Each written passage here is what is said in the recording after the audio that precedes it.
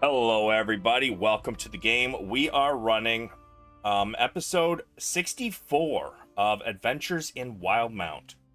So, we'll let the players kind of give a rundown on where we're at. That should not be the map you guys are seeing.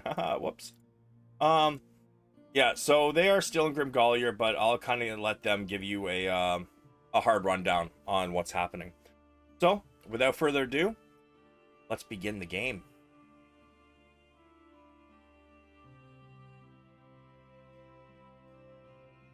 Hello, ladies and gentlemen. Would somebody like to give our few viewers a little rundown on what's been going on, where we're at? I can do it. So the Underbaron actually said that he wants to hold the funeral at the start of the last session in 3 days. So we had a couple days in Grimgolier. In that time, Wabu did attempt to do the reincarnation on the soup vendor, which unfortunately failed. But there was a connection still with Bettany and the soup vendor, and Bettany, the soup, wrote down, I think, the soup recipe and took off with Ash. And then Richter and Sulameen went to the library. We did a heck of a lot of research and learned a lot about undead. We had a long rest, and then the next day we went to interrogate Dwalia's body with Speak with Dead spell, which honestly wasn't a lot of help, because she was really mad at us, even in dead form. And that's where we ended. Tomorrow's the funeral. All right, excellent. So, did you by chance do any of the research there, Richter? I did, and I had a question. Yeah. With the type of stuff that we learned, is that like how you're going to be treating a lot of this stuff, or is that take it all with a grain of salt, the information? So there might be more to it, but I'm not removing anything from that. Okay. So Okay. Yeah, there are some specifics that it mentions for weaknesses, and it definitely brought some ideas to mind. One example, it being salt and specific weaknesses to undead and stuff like that. But yeah, I did learn a lot about undead, ghouls, zombies, mummies, and death knights that I'm gonna share with the group for sure. So we're a little bit more prepared.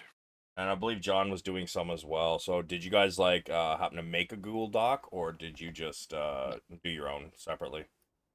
Yeah, I haven't done anything yet, but I think it's a good idea. So I was thinking that we could make something and then we could both add whatever in, kind of That works. some ideas for war plans, I guess, a war plans document. Yeah, and then you can always throw it into the D&D help and links for the Google Doc if you want as well. Or if you just want to share specifically with the group to make sure nobody else fucking tampers with it. I mean, that's up to you guys how you want to work that. I was thinking like a full editable document for the whole team, so that if there's quests or things, we can add it in so we can remember what we're doing. Okay, I can make a channel so that only certain people can access it. Like only Yep. our D&D players can access it, and all my D&D players know well enough to not fuck with another group shit. So that'll work. Do we? You fucking better. Do I? I know you're chaotic neutral in real life, but I'm chaotic good. I will still slap the fuck out of you, boy. Dude, that means I might just set a bomb off on accident. Oh my god.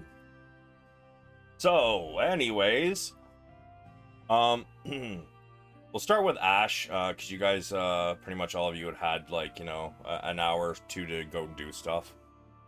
So while you guys were off doing that, Ash, you follow Bettany down to the.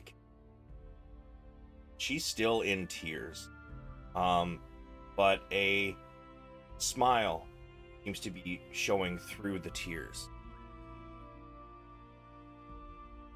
You follow her all the way to the kitchen, Excellent. and she I feel bad. Huh? I feel bad. We tried, but I still feel bad that she lost her I mean, friend. it was his choice, right? So she was sad about it, but I mean, she's never met his wife. In fact, his wife's been gone since before, Bethany can even remember. So it was like their first time meeting, and then, yeah, I mean, I'll have that video up soon, so you'll be able to actually see what you missed. But you guys head off to the kitchen, and she starts to. There's plenty of workers in there, trying to keep people fed, and one of the staff kind of steps in her way. Soldier, you will wait for your food like everybody else. Oh, we're not here to get food. We're here to make food. We're making soup. I'm here. Sorry. No worries. I would, if I have to, I will intimidate the fuck out of this guy to get out of my way. Sure, as you step up, you kind of puff out your chest, and you kind of like, this person's a good couple feet shorter than you, and you just kind of like lean over top of her, look down. We're here to make soup. Roll me your intimidation.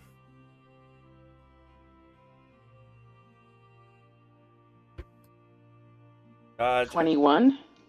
Okay. It's empty cauldron on that fire pit, over there, and she points to the corner of the room. And as you look over, you notice that there is in fact one cauldron, with no fire lit underneath. And Bethany says, I can make a fire. she says, fill it with water first. She looks at her recipe and, oh my god, I could barely read my own handwriting. I'm trying to scribble this down so fast. She says, 4 buckets. We need 4 buckets. And then light a fire, please. And you notice that she starts asking one of the other cooks for help, and she shows her the recipe. And you can overhear them. One kitchen staff says, "Here, where did you get this recipe?" From an old friend. He kind of left it to me in his will, I guess you could say. Oh, I see. All right, give me a moment. And as you're getting the buckets of water and filling them into the cauldron, the woman comes back with an armful of potatoes and carrot, and kind of notice the meat, especially that she brings. Even as far as stewing meats go, is looks kind of rough. But you get you get it filled. You light the fire underneath, and she starts handing you potatoes to peel. Okay, I will peel the potatoes. Sure. There is probably about 20 potatoes in here. But it's there's no such thing as real potato peeler. They just use knives, right? So it's gonna take you a few minutes.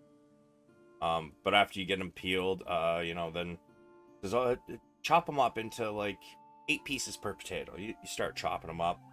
There's another one working on the meat, somebody else working on the carrots, and you see somebody go over and throw a bunch of chicken bones into cauldron. Now, when they put the chicken bones in, there is in fact a very long stick with 2 chains that hang down, and from the chains hangs a large, what looks to be mesh ball of a metal mesh ball with bones in it, and they begin to set that on top, the bar, so it hangs down into the water. And it takes about an hour for this to begin to come to a full boil. You all start loading in your ingredients around the large ball of chicken bones. Before long, the soup begins to odorize, become aromatic throughout the kitchen. And one of the chefs looks at the recipe, notices there's some spices. They wander over and get several jars of spices, and basically a handful of each one. And Bethany looks at the recipe and looks at the KitchenAid that's putting spices in. Says, "Are you sure that's enough?" Trust me, dear. It'll be enough." Says, "Now, you just sit here and stir." Bethany looks at you, Ash, and says, "Thank you for..."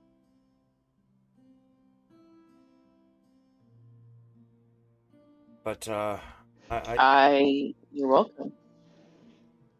I appreciate you going with me to try and bring Jimmy back.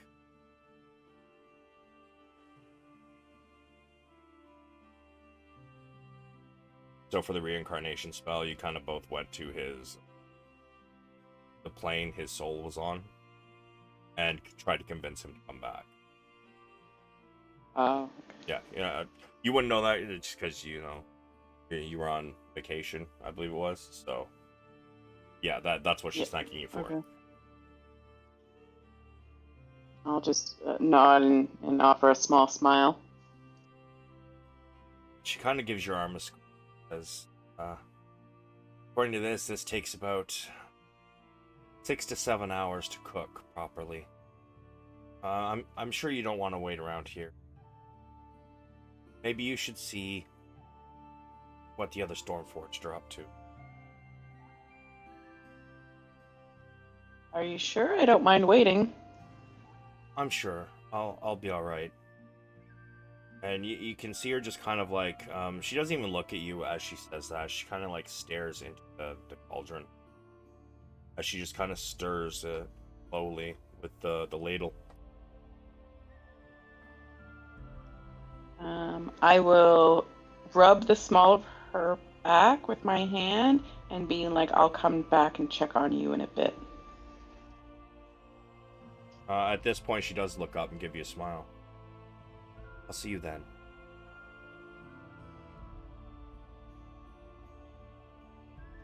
And I guess I'm gonna have to navigate my way out of here to get back to wherever the guys are. Where were they? So Richter, Sulameen, who was all interrogating the corpse? We were all close. Oh, you were all in the same area? Except Spoonbreaker, wasn't it? Oh, no, I was there. Yeah, that's right, you were there. I was fucking with Arcane Bob last time. Yeah, I remember. I would not like to go there. I don't want to know what Spoonbreakers are. I mean, he started some shit, and Arcane Bob finished it without inflicting any damage. And I'm not I going don't to know finish if it's it. finished, but it was paused. I'll put pause on that. You apologized. You might as well have licked his boot. It's called a pause. Arcane Bob finished Spoonbreaker. In some ways. Yeah, so Ash, you're aware that the others were going to go and interrogate dead Dualia. So they were down by the morgue. But about the time she's finishing helping her with the soup, you guys have finished your interrogation and you had your small discussion. what are you guys doing as you leave the morgue?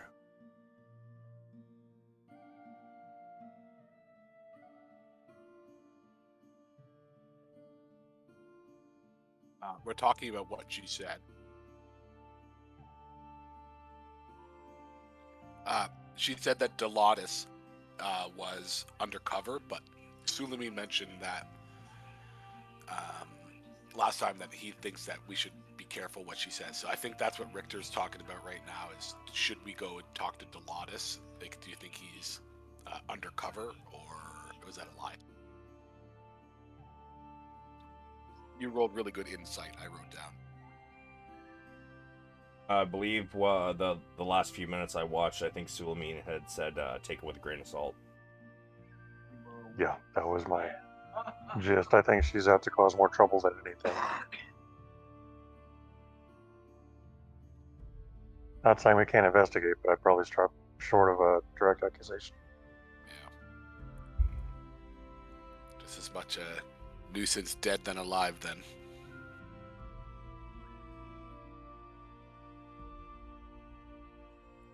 In general as well, she said that we're in trouble. Like we said that when or where are they? What is it here? When was the next attack? And she was pretty much saying that it's going to happen, or kind of played coy about it, but that didn't bode well.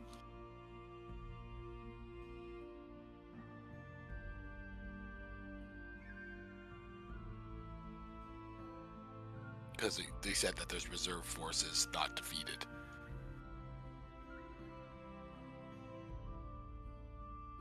So, the battle's won, but the war's not over. By any stretch. So, with that in mind, you guys trying to find Delatus then, or?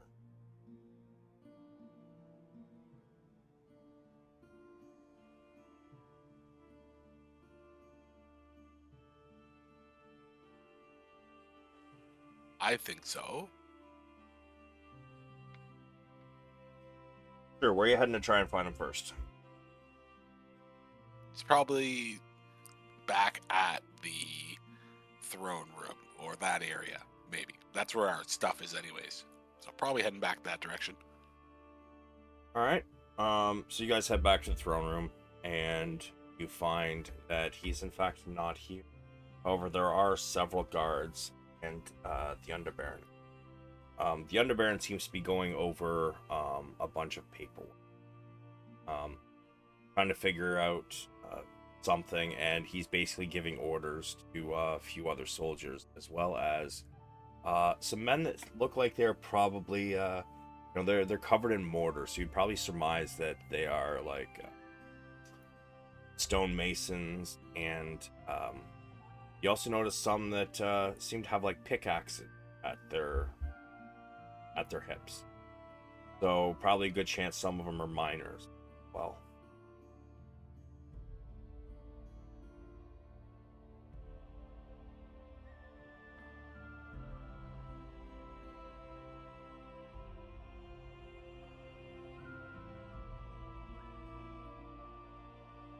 God, Hypno Delatus.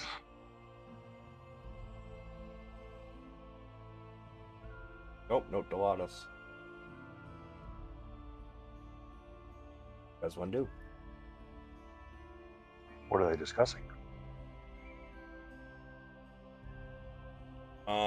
I mean, if you're walking up to the table, you can easily discern it. You realize that they are going over further plans for the new catacombs that are being built, along with the monuments and lists of names to be added to the monument. You also notice that there's one person there, rather finely robes. He is an elf. And he What kind of? mentions fire when he should set it off. Oh, like a pyre? You see him pointing down at one of the the drawings. Seems to be blue. And it looks like, as he motions towards certain areas, that monuments may be lit. Keep fires burning. They seem to be discussing what would be the best way to keep fires burning, whether they are to continually feed the fires of these monuments, or if they were to trap a fire elemental of sorts.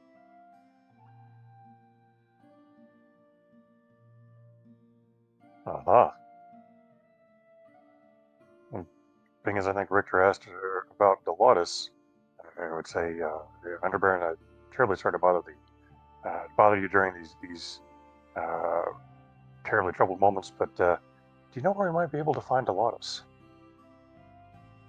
I do believe he'd be down at the Eastern Monument overseeing some part they were having some problems with. I believe he took a contingent of soldiers down that way. Oh, thank you. Oh, wait. Well, I got y'all's here. That's a little question.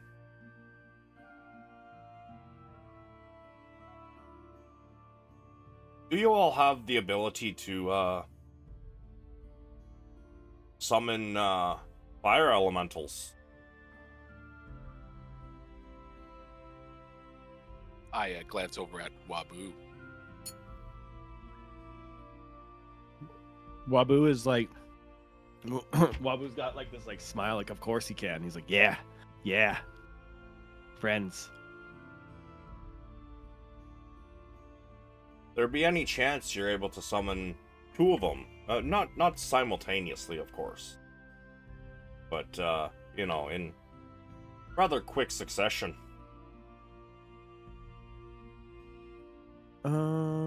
Doesn't that spell require concentration or no? Player to I believe it does. Richter says that he can't. That's beyond his skill. Hasn't learned that spell. Arcane Bob? Well, we believe that if you are able to summon a particular creature, and use your, we might be able to make it permanent on the plane. Now, that being said, will be difficult and will take some time. But, we don't need anything massive. Just, maybe you're above average size elemental.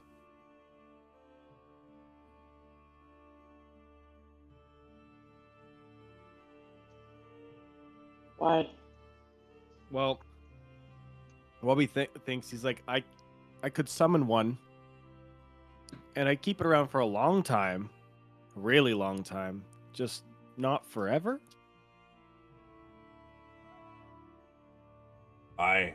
What you need to do that?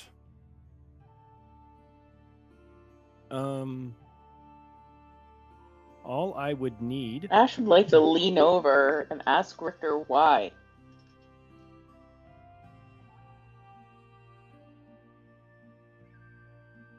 What? Why does he need a fire elemental? Has nobody asked him why? I No, mean, we she have does have a not. Kitchen point. staff make fire. Sulameen heard why, but I don't know if he shared that with the rest of the group or not. I had I assume I'm walking in late, so.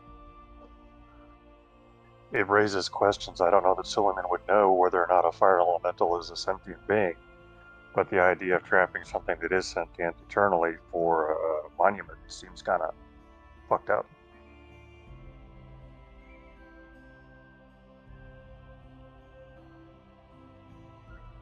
Remember how Um, mad that other guy was that Wabu had summoned? What was his name? Frank?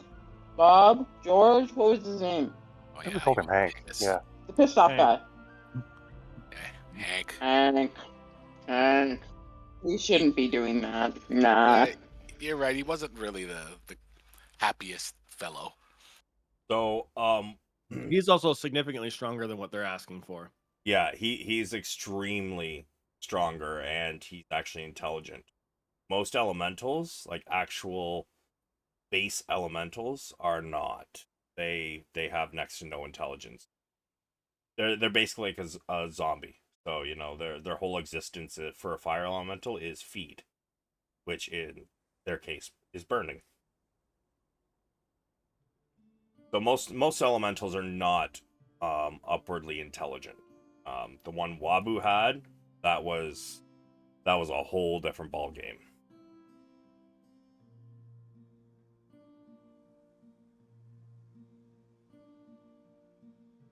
So I'm just gonna shrug. I do believe he asked what you would need, Wabu. Yeah, I mean, honestly, I don't need anything. I just need Richter.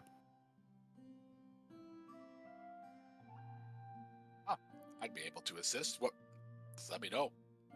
Yeah, I just same thing as last time. I need the that circle. magic circle. That's all. And then people to watch over us, of course. I don't have that ready right now. I'd have to do it tomorrow. Because I don't have it prepared. Says maybe I'll talk to Arcane Bob. Excuse me. Maybe I'll talk to Arcane Bob. Try and get him to see if he's got any extra way of helping. We mostly just need to be able to keep him on the plane so one of our other wizards would be able to make it permanent. Mm-hmm. A spell scroll of magic circle I could help with, for sure. Very well. Make sure to be getting you one. He looks up at the guard and one of the guards and says, "Go tell Arcane Bob what we need, and tell him we'll make it. We'll make sure to cover the cost." Says, "Very well." He comes over and asks you for he hands you a piece of parchment, Richter, and a ink pot and quill. And he says, please write down what you need so I might take it to him. Perfect. And I write down a little note to Bob, just saying that he's the best, and we wouldn't know what we'd do without him. And if he could please give us a 4th level spell scroll for Magic Circle, that'd be awesome. Thank you. Signed, Richter of the Stormforge. Yeah, and how long does Magic Circle last for, by the way?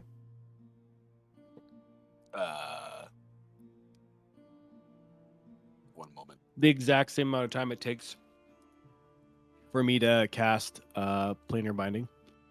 The 1 minute caster. Not Yeah. how long it takes to cast. How long does it last? 1 hour. I think it's 1 hour or 2 hours. 1 hour duration.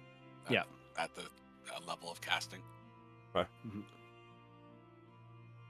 And planar binding takes 1 hour to cast, so it's like the exact same time. Yeah, cast this a second after maybe. Okay.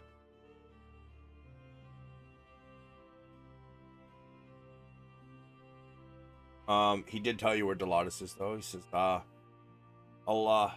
be letting you know if we as soon as we hear from Arcane Bob. I'll send someone to find you. Also, Richter, real quick, I think what we did last time is we used a spell level higher because it lasts 2 hours instead of 1 to make it easier. Then I grab the note back and I write, P.S.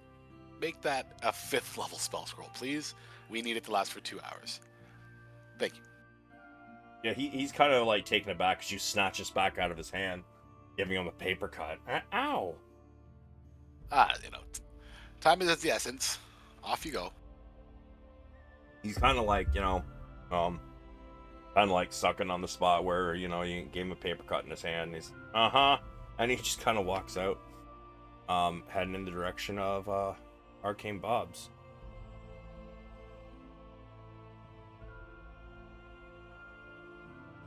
Delatus seems to, the Underbaron seems to go back to mapping out some plans.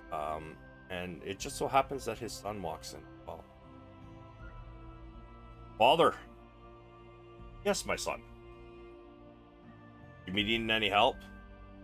You should come learn how to keep the people happy. Over here, my son. And you see that his son is, he actually seems to be a half dwarf and half elf. A little shorter than an elf, probably by about half a foot, and a little less bulky than Father. But he seems to come over, and as you guys head out, you can start to hear him explain, how to properly handle situations like this. Kind of guiding him on when a tragedy happens, what you need to do. Reboost morale of your people.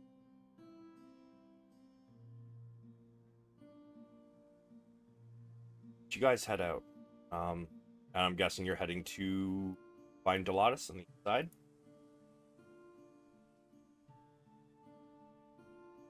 Yeah.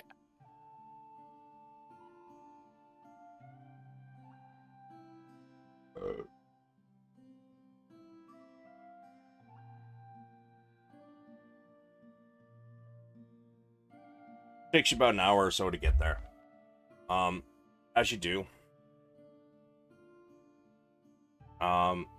it's not hard to find Delatus. You can hear him shouting orders, calling a couple people idiots, as OSHA wouldn't be happy. It's a good way to get people killed, yada yada yada. But you could definitely hear him screaming in the crowd. He does not notice you all approach.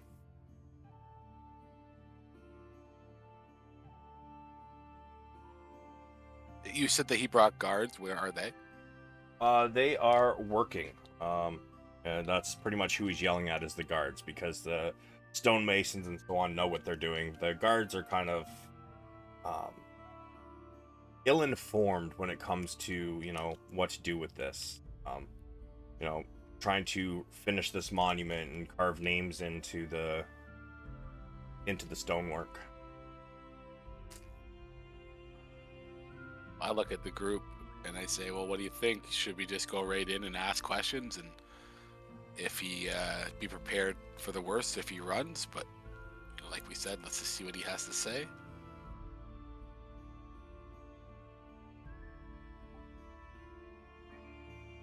I don't know.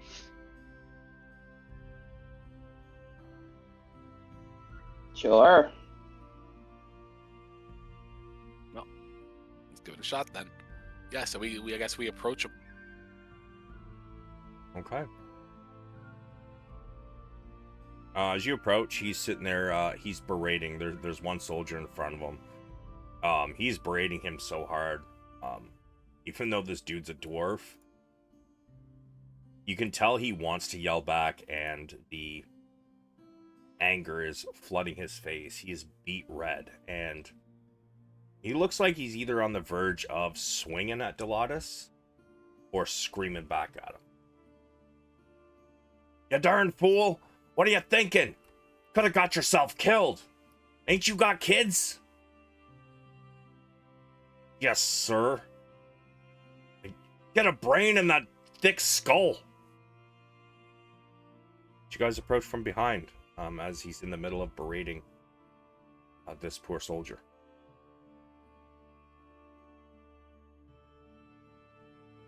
Richter approaches and says, Delatus, I see you're busy here. It's lots to do, but we have a question for you, if you don't mind. He looks over his shoulder and notices you as you start to speak. He listens to your statement. One moment. You! And he, grabs the soldier by the shoulder, spins around, kicks him in the ass. Now get back to work! And he turns back to you. I. Oh, all of you, huh? Must be something serious. What can I do for you? Well, there's no easy way to ask this question, and it's just one that's come up through some of our interrogations. Your name has surfaced as a potential undercover contact for some of the Thieves Guild. Please do let us know. Is there anyone who could vouch for your actions and whereabouts over the last several weeks? If we needed to double check any, times and dates, just to make sure that this is true or false. Anything to say on your behalf? He kind of looks at you strangely. Well, I mean, of course, a contact with the Thieves Guild. Just kind of common knowledge. If there's work that soldier and needs done, but the soldiers can't do themselves, we contract the Thieves Guild. But what you mean, account for me whereabouts and my actions? Speak plainly. I'm asking you if you are working with Dawalia. If needed be, I can cast spells to help with the truth, but I don't think it's come to that. Just we're looking for some information. You understand, we need to follow up on all of our leads. He goes beet red in the face. You almost see him foaming at the mouth. And he gets real close to you real quick, and he points a finger and pushes it into your chest. You dare be asking me my fucking loyalties? Me? In case you've forgotten, I'm the one who stopped Underbaron from destroying the fucking city. You got the balls to ask me? Indeed.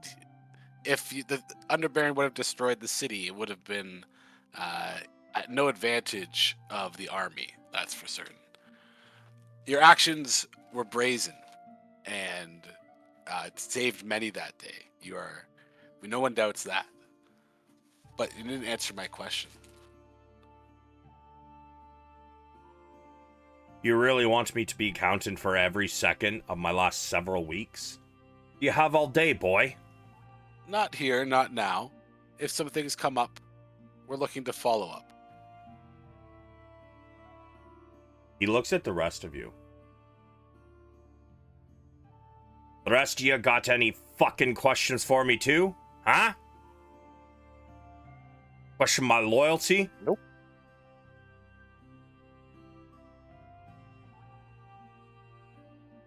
What is he wearing? He's wearing his normal armor and colors. Same thing you guys have seen him in every day since you've been here. Nothing. No pins, no badges, no. The only insignia on him Nothing in is the particular? one of Grimgullier. In fact, as you look, you don't even see any kind of sigil that would show that he, is that he's in the Thieves Guild.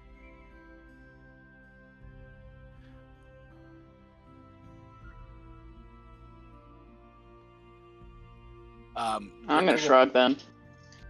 Richter will pull out. Sorry, you go, Spoonbreaker. Do we still have the markers from when we were in the marker of the guild? Yeah. I don't think you guys got rid of them. Okay. And it has an insignia on it, right? It does. Okay. However, to be clear, that's an assassination guild. Mm-hmm. No? Y'all ain't got no more questions then, eh? Well, Spoonbreaker, are you gonna pull out the insignia? Yeah, you know what? I am. I'm gonna just I'm just gonna casually pull it out to look at it.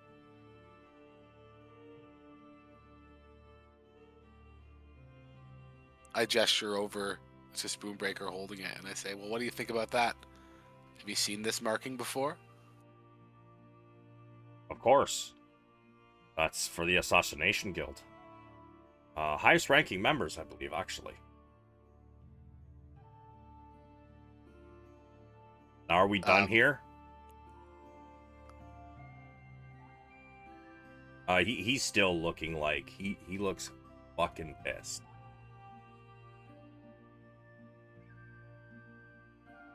At this point, I'm just going to say thanks for your time to him. I'm not trying to discourage anybody else player to player, but I'm just going to walk away at this point. Yeah. We're just going to thank him for his time and say, well, as we said, if we need to follow up on anything, we'll let you know. Can't be too careful. As you all turn to leave, he grabs you by the shoulder, Richter, and he spins you back around, and he grabs a fistful of your, what are you wearing, robes? Yeah. And he lifts you directly off the ground. Says, "You want to know about my whereabouts? Go talk to the Underbaron. I've barely left his fucking side." And he throws you. And as he does, you misty step. And I just appear back right I in was front gonna of catch him. him. Sorry, Ash. I appeared right back in front of him, just 10 feet, and I just am very undisturbed from the whole thing, and just fix my robes and say, "Well, we'll be seeing you." He spits at your feet, turns back, and starts shouting orders even more aggressively at the soldier than he was. You'll be all right. Yeah, bit testy that one. I think you're right though, Sulameen. Seems sincere.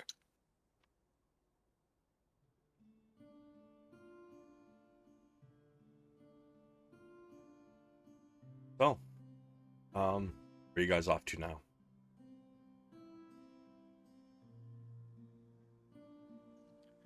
Richter, I'm assuming it's been an hour or so. Yeah, it probably would have taken you guys, good. Oh, maybe only half an hour to get there. 5 minutes or so for the conversation. Probably since you left the throne room. Yeah, you know what? It's been about an hour because you would have had to get out of the castle first. So yeah, about an hour since you left the throne room. I'm gonna go check on the soup and Bethany. do they have anything to eat or drink down there? I know they're preparing food, but anything we could snatch? Oh, the staff is a bit grumpy. The staff's a bit grumpy, but if you ask nicely, maybe.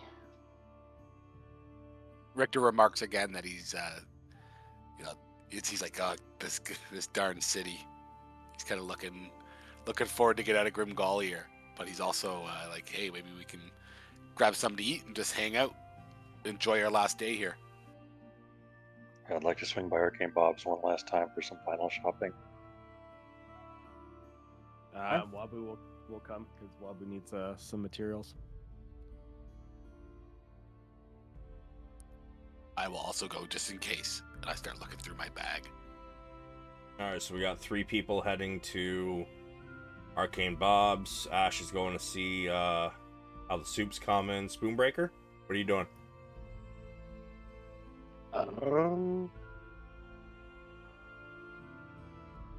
Shit. I'm not sure. Maybe I'll just go to my room and pray. Alright. So let's see. Do we want to meet up for what time of day is it? We did the morning stuff. Yeah, maybe do we want to meet up for dinner somewhere at a tavern? I guess we'll just know where to meet up. I'm down. Works for me. Bethany's soup will be done by then. Soup is delicious. All right, whoops. Yeah, so let's see. We're going that direction. Pheonix is going to hang around the castle as well, feeling like a little cat nap.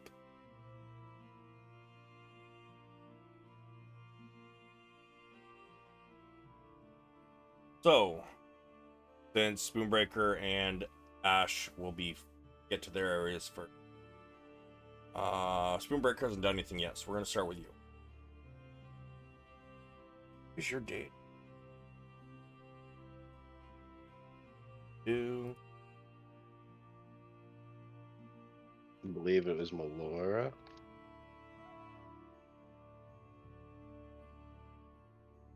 Alright.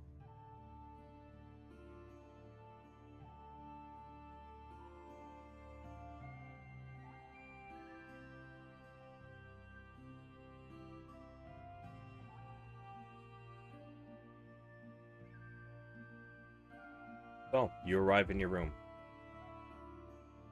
You begin to pray. What do you pray about?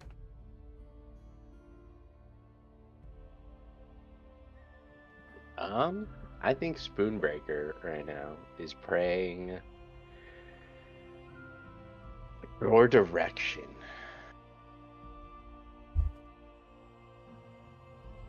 Hey.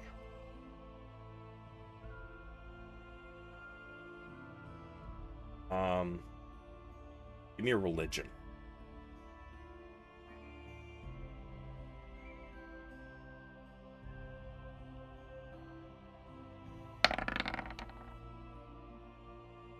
Just a prophet. Fucking hot damn. Okay. Give me a second to light my smoke and look at my camera like I'm in deep thought.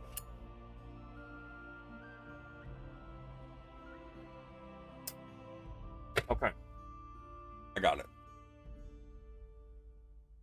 You sit on the edge of your bed and begin to pray to Melora.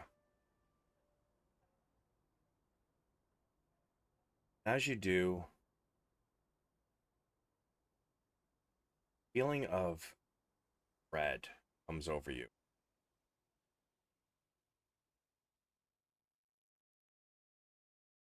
See water washing against cliffs. Middle of a storm. Slowly floating to the one body.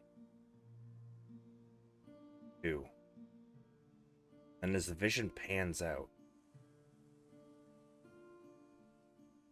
floating on top of the water, so thick, you can't even see the water anymore. Just an ocean of dead bodies. But then you get a vision. Sorry, your vision can almost looks like warp speed, dipping to the other side of the world.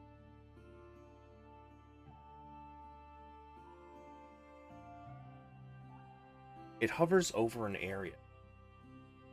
Looks down. It's a city.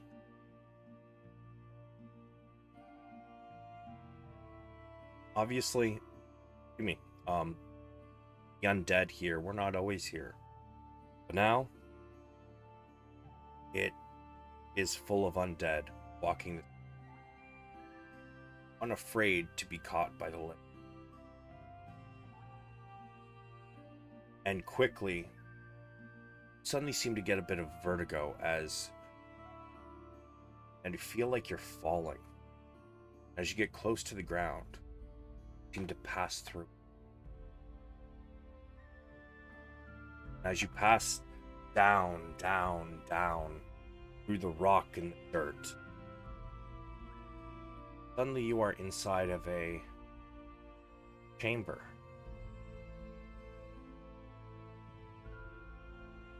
Around you is all darkness. You can act within vision. What would you like to do? Darkness.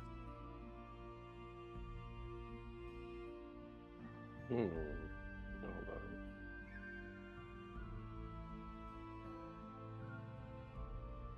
Don't bother looking at spells, just tell me which one. I thought I had something for this. I think I do have something for this. Can I Thunderbolt? Sure. Thunderbolt in the darkness? I'm just Thunderbolt in the darkness to see if I can see anything in the flash of light. So, thunder isn't lightning, so... Your ears echo. Your eardrums ring. You do this. And you kind of get a feeling.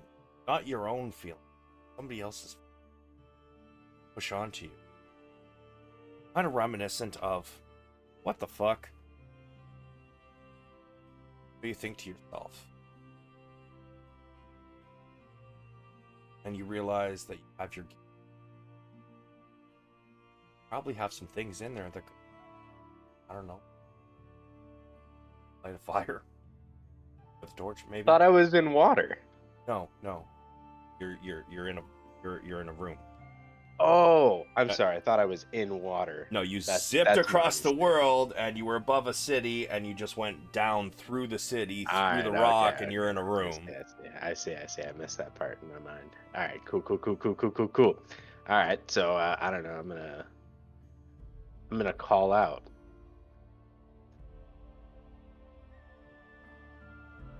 All you hear is your own voice echoing back. And I with mean, the I say- echo, you kind of feel like your room is not large.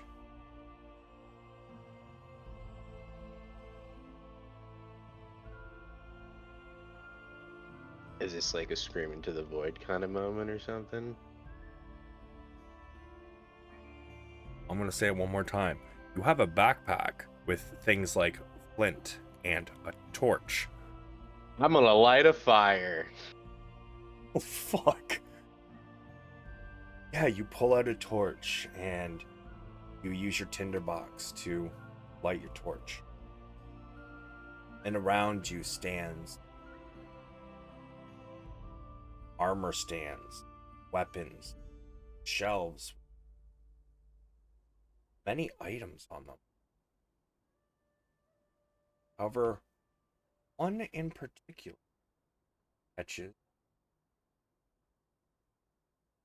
Where is...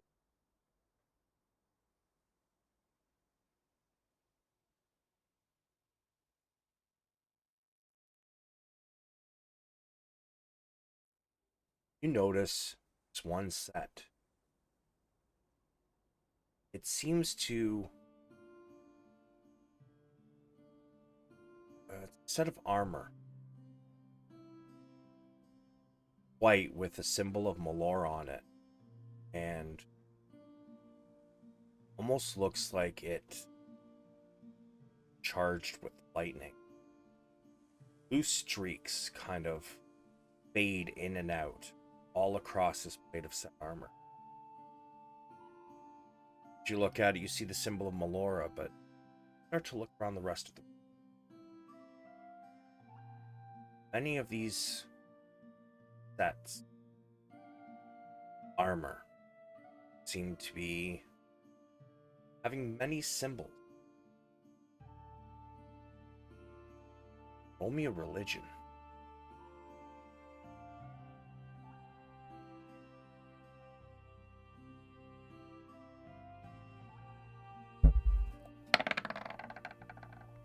Like I said, I'm a prophet.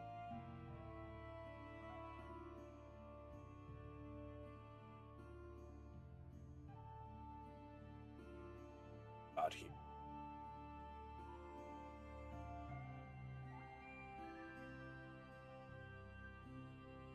One of them seems to have a blue cloak with these symbols of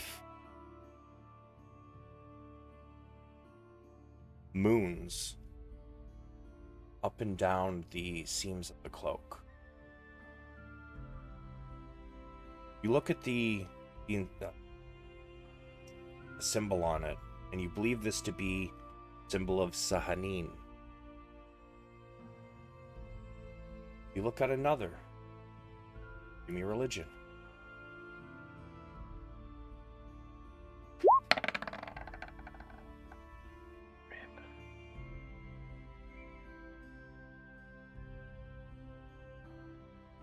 See another one, but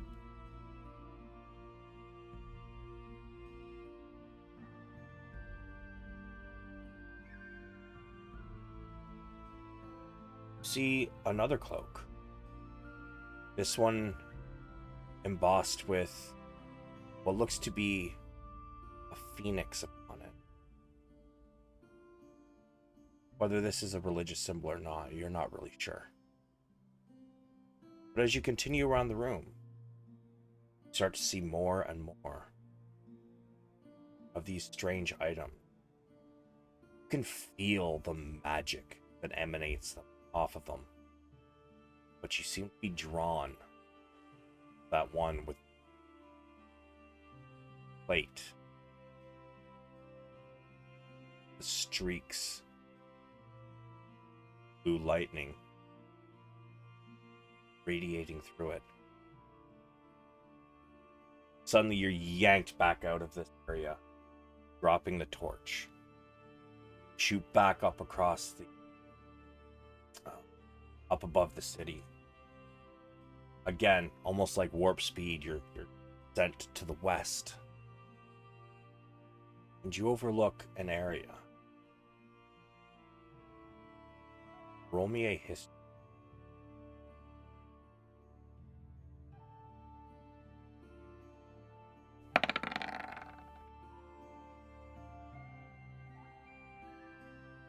As you look down upon this city, bustling around the town, humanoid creatures. You can't make all of them out, but most of them look to be probably humans.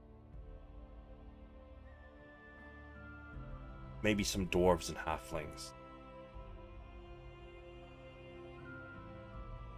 This area, this is set in between, in a small valley. Right in between two mountains. And as you zoom upwards, getting yanked further from the ground, you can see there's no other way around this mountain without going through. But as you're sitting up this high, hordes of creatures come from the east, falling upon the gates and walls of this city. Flying creatures drop some sort of barrels. Soon, fire begins to rage through it.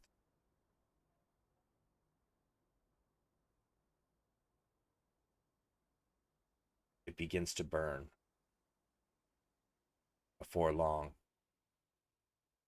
walls begin to crumble under the weight of an undead army. Suddenly you slam back into your body, back onto your bed, looking up breathless. You feel that this is a warning. Things to come.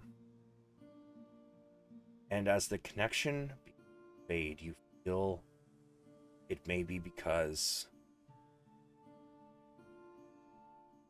your god, Melora, is weak. Her strength is waning.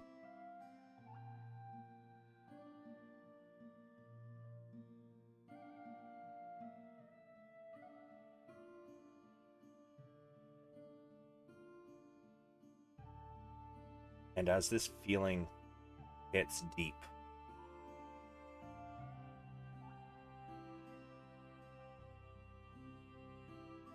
feel your path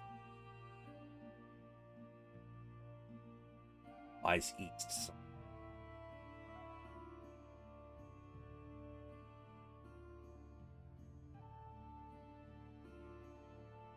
The strain of this, however,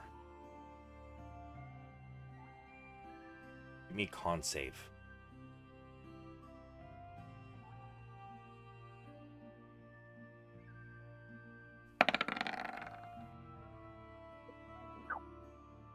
It takes you about 10 minutes to be able to even sit back up. But unlike your last interaction with your god, you seem to be getting more used to it. This time you do not pass out, but you do feel weakened. You have 1 level of exhaustion for the rest of the day.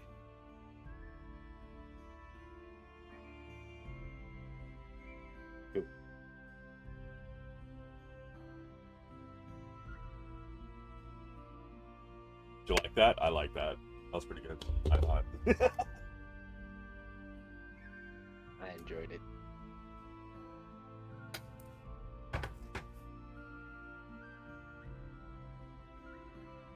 Okay. And with that, flash to Ash. Ash, you get back down to the kitchen. As you do, you see her still stirring the pot. See her kind of lean over with her eyes closed and smell it. And her cheeks are still a little red from salty tears, but she's smiling.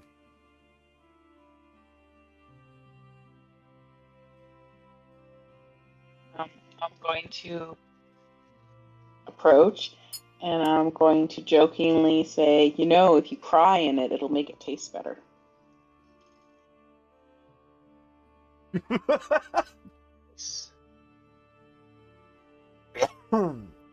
Sorry, that made me choke.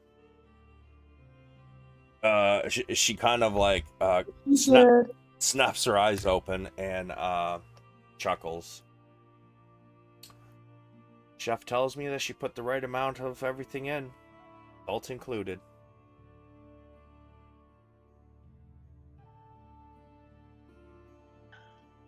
Yours are just made of love, and a little extra never hurt anyone. Are heart attacks a thing here? I feel like they probably would. Why would I give her a heart attack? What? No, salt. Salt. A little extra never hurt nobody. Heart attacks. Yeah, she's gonna go. I hear too much might kill you though. Chuckles back.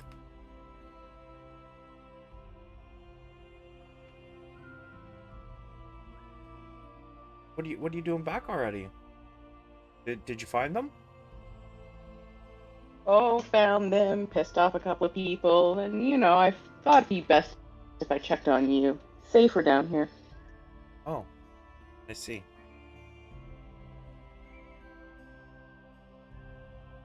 Well, I mean, there's still so it would have been taking about 2 hours to get over to Delatus and back. So she's gonna say, well, there's probably still at least 4 to 6 hours left on this.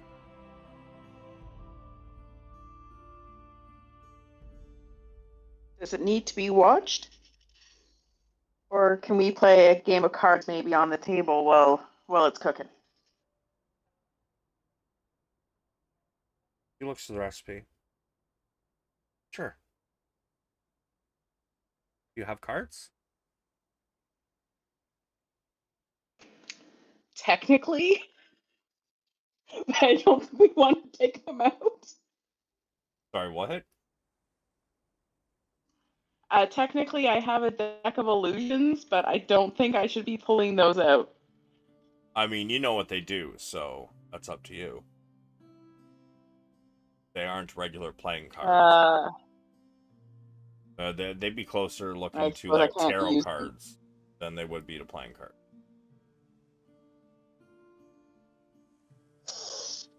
Oh, how much havoc can I wreak in the kitchen? Um, yeah, maybe let's not piss off more people. I will pull out my loot and shrug. I think this is the best I can do. And I'll start playing my loot.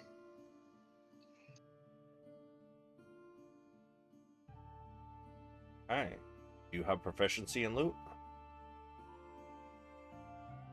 Mm, I don't know. Yes. Actually, I do. Funny enough. Okay. Give me a performance. Let's go, Ash. 23. What kind of song you playing? I would like to be playing the Reigns of Casimir.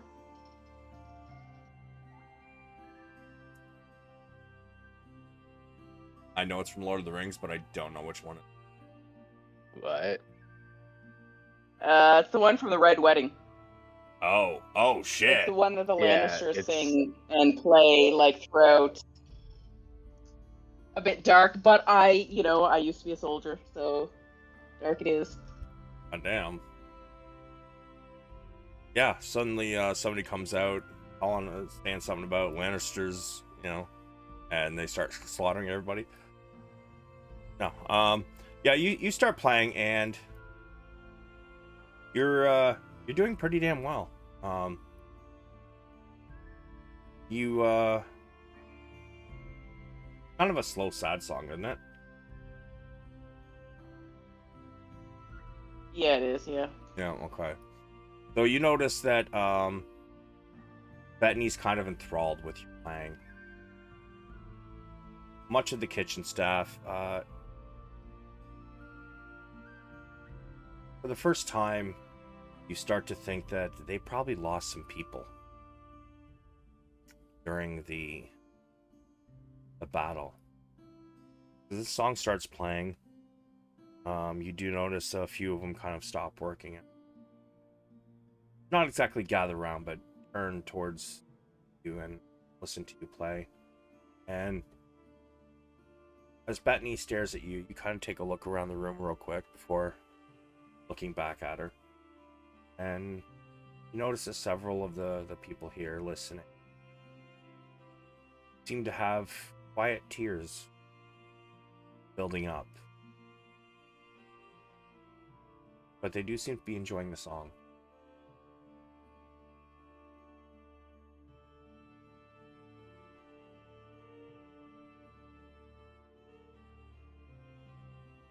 I'm glad they're enjoying it.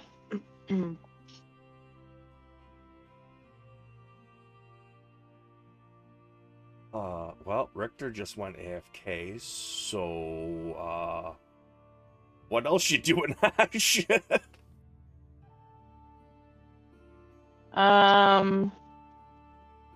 Maybe I'm going to ask the kitchen staff if they wouldn't mind if we took some bread and some cheese to have a little snacky snack before dinner with the crew, because the crew's going to meet up.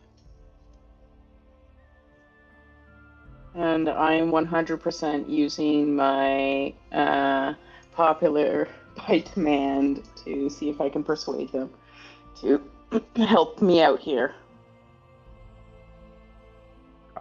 Wink, wink.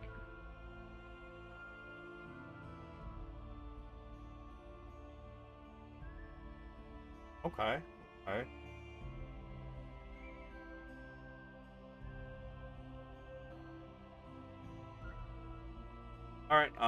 Yeah, as you asked for a little bread and cheese,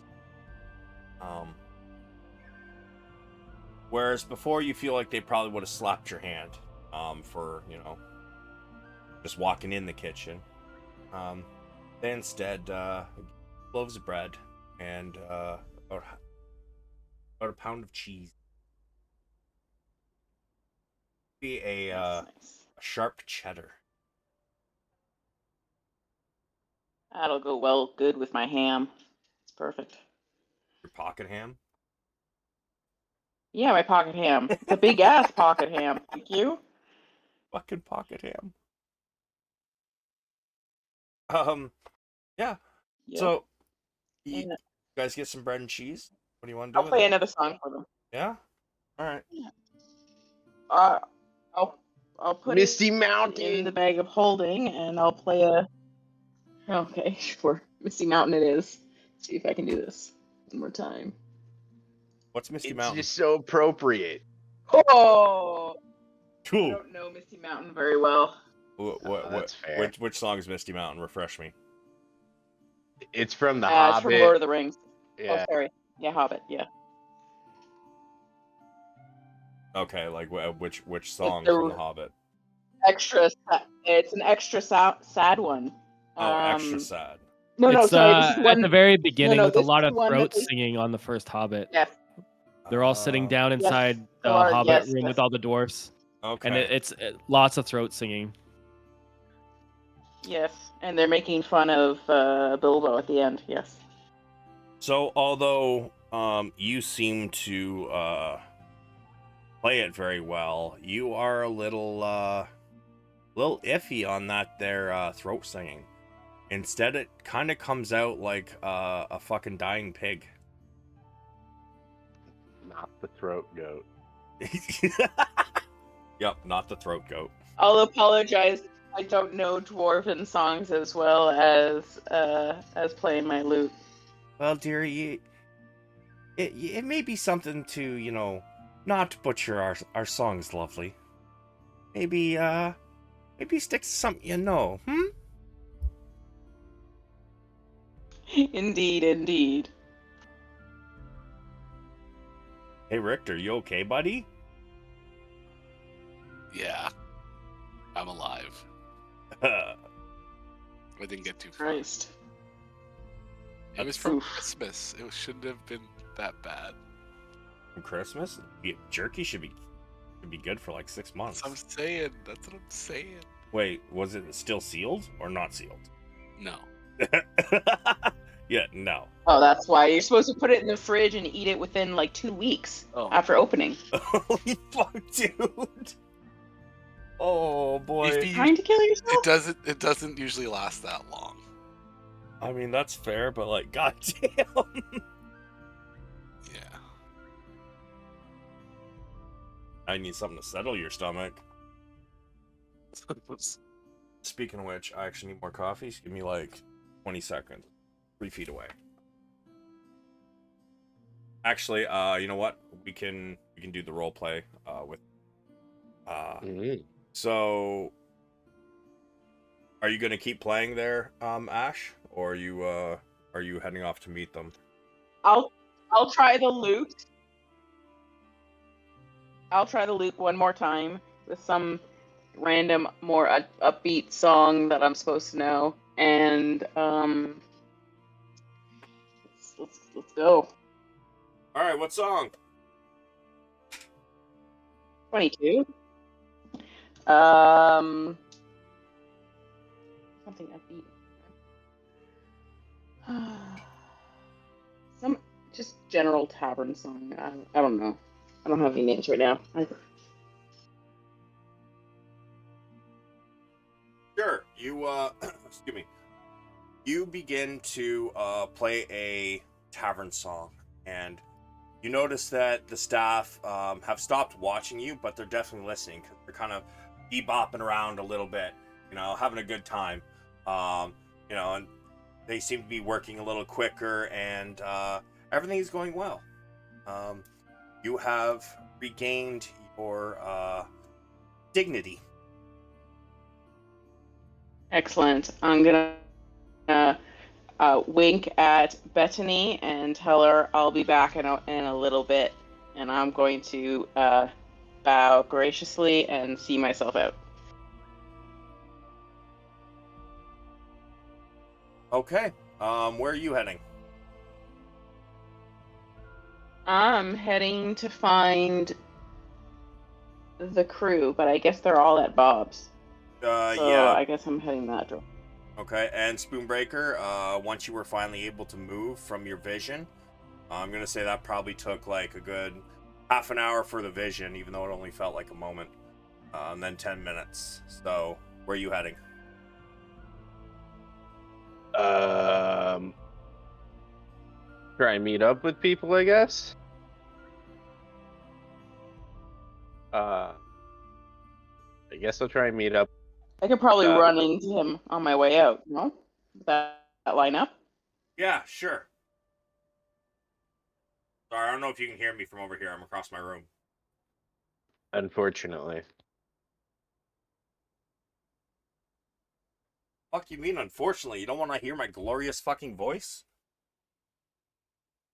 All 4 too hours often. every 2 weeks, I'm your god.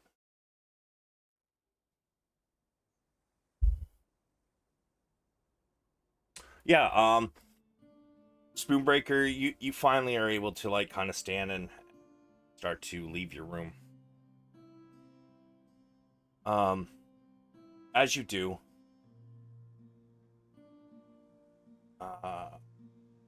and you start to head out of the Citadel, you and Ash kind of run into each other. Ash, you can definitely tell, like, fuck, do Dragonborn sweat?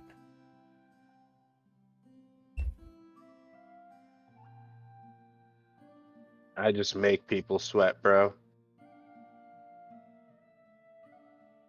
Dragonborn's breath weapon is the equivalent of a dog panting. Okay, so he's not sweaty, but you see there's kind of a, considering he's a copper Dragonborn, looks a little pale. He's a bit on the green side. A little tired. Okay. Definitely looks tired.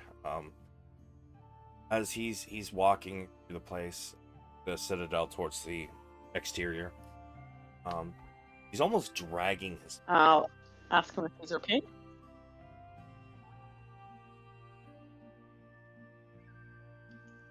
I'll ask him if he's feeling okay. I'm feeling okay, but I've just had some foreboding images in my prayer. I will nod and I'll be like, yes, I've seen some of those in my time. That reminds me of a time when I was back home and my friend Mel, you know what, she was a cleric and she would get those all the time. She'd get really green looking and then spend a couple hours puking. It was sad. Anyways, do you need a lift? I can help you along, or are you gonna be able to stand on those 2 feet yourself? Yeah, I'll be okay. Don't worry about me, little big one. Little big one. Alrighty, let's get going. You guys start to head off. You guys were aware that they were going to Arcane Bob's. As you guys head off, you'll probably get there. Actually, you know what? We are going to have to deal with them first for time. The three of you get over to Arcane Bob's. Let me bring you into Arcane Bob's. Sorry, Savage, I misspoke. I need to go to the jewelers outside of Arcane Bob's. Oh, Because Bob won't have the diamonds and stuff, right? okay. I just need some gems. Yeah, you head to the jewelers. Richter and Sulameen in tow. Are you guys waiting for him there, or do you guys want to go ahead to Arcane Bob's? I need polished marble and incense. So if I can get that at this place, that would suffice. Sorry, polished what? Polished marble. Polished marble. Yeah, worth 5 gold. Jesus, polished marble worth 5 gold. That's a really small piece of marble. Yeah. Mhm. You can probably get it here. Sure, why not? Julian, you hanging with them, or you heading straight to Arcane Bob? Nope, I'm gonna stick with the party. All right. You guys appear to the jeweler, or roll up to the jeweler. He masks on. His stand is a little outside of the area where Arcane Bob's ramshackle building is. His stand seems to be relatively untouched by the collapse of some of the roof. Meanwhile, several of his neighbor stalls have been all but shattered. And you see him kind of, his small shop stands before you. There seems to be a candle lit in the window.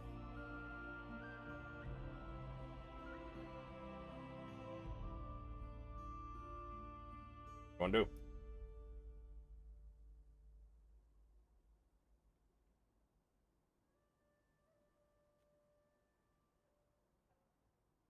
Hello?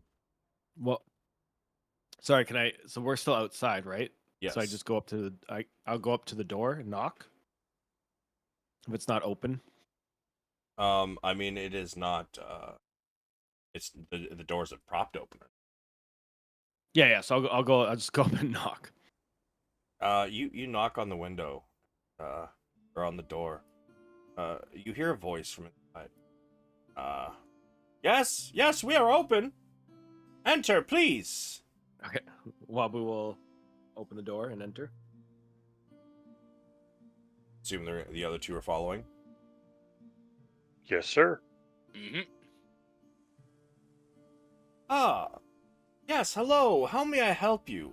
Before you stands a man with a perfectly puffed, whatever the word is, goatee and hair parted in the middle, slicked to both sides. He has a curled mustachio. Something I can do for you? Well, I was like, yes. I need a jewel worth this much, and he just starts pulling out money and putting it on the table. Oh my. Well, I'm pulling out 1,000 gold, just so you know. Like, this it is the takes time. moaning merchant. Who's waiting to see it. it? Oh, God. I was like, wait. So he's gonna like me a lot then right now. Oh, gold. What is it? Like DM knowledge. What are you looking for? Oh, I need a jewel that is worth 1,000 gold. Any jewel? Yeah, it's consumable. It just says the literal requirement says jewel worth 1,000 gold. Or maybe it says jewels worth 1,000 gold, but let me confirm. Add jewel worth at least 1,000 gold. As you start pulling this money out, he kind of like goes wide-eyed and looks at Richter and Sulameen. Oh, my favorite customers. What gem are you looking for? We don't have much in the way of diamonds left, but we still have rubies and emeralds. Maybe some sapphires in the back. Well, I was like, it doesn't matter. It just has to be worth this much. And he taps the desk. Please give me one moment. And as he picks up one of the coins and he kind of like bites it. Perfect. And he keeps that coin with him, but he goes into the back. And after a couple minutes, he comes back out with a small chest, about 1.5 feet long. And he opens up the top. Well, we have these. This here is an emerald. It isn't as hard as the ruby, so it's a little easier to break if you were to drop it. You see that this one is the largest one. And I'm talking like this is the size of a normal person's hand, like heel of the palm to like the tip of the middle finger. This thing's massive. Now there's this one here. This is a sapphire. This is my favorite because it's blue. And then this one here, this is a ruby. You notice they're all cut in the same pattern, kind of like the rectangle cuts. It says, but if you're looking for it for spell casting, then your best bet is you want something smaller. Yes. Yes, I believe that would be best.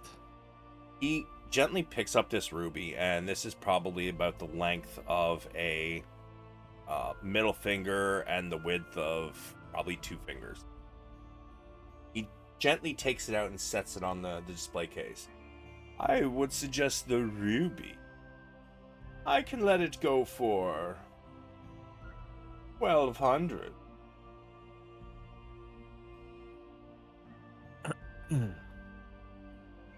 Wabu gives him a weird look.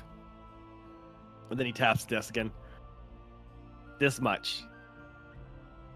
My dear, you do understand the mines here are inaccessible, which means, prices have gone up.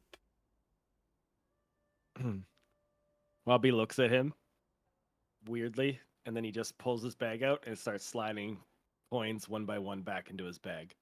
No, don't be hasty now. Please, I can do 1,100. That is my final offer. 3 more gold coins flick into his bag. Very well.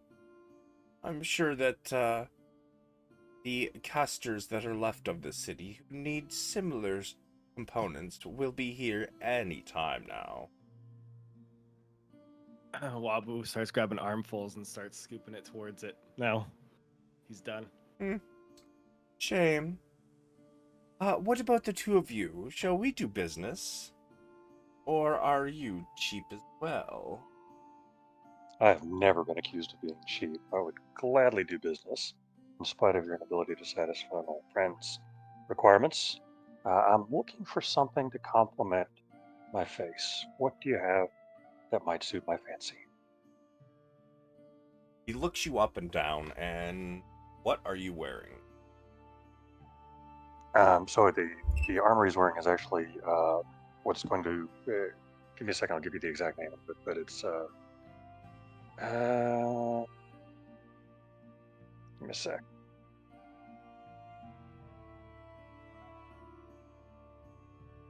It's called Glamour Stud Leather, but it's actually got visual enchantment on it, so that it would look like very fine clothes, as fine as Sulameen was aware existed. I see. Now, are you looking for a necklace or earrings?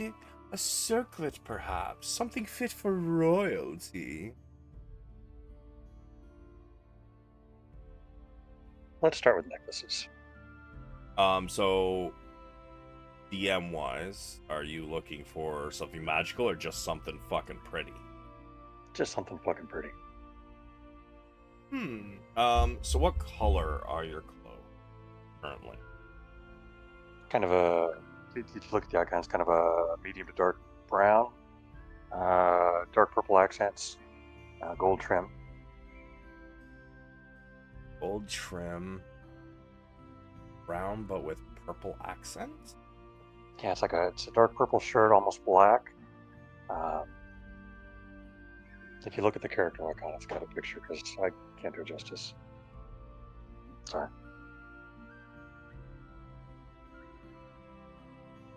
Okay. So Now there's a brooch on there that could be a something worth looking at if he has something similar. I mean, I'm also the dude who will go outdoors and fucking. I wear black mostly because black goes with anything. I'm that kind of person. I don't Not good at matching shit, man. It's all good. Neither am I. Let's see.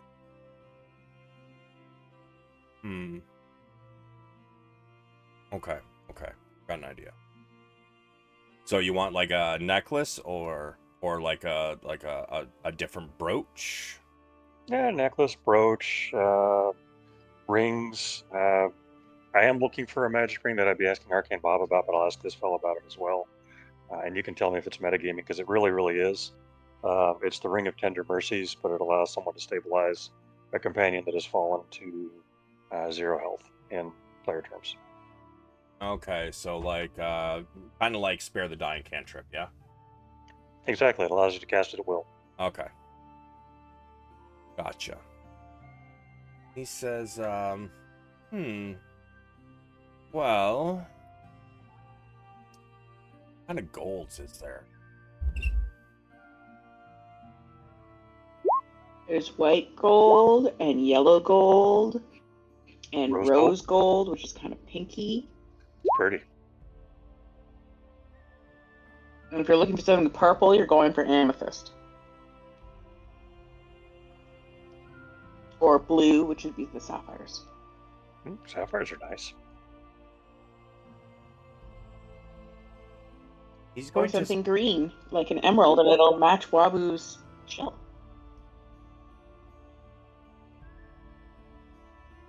Okay, hold on a sec. Shades of gold. Okay.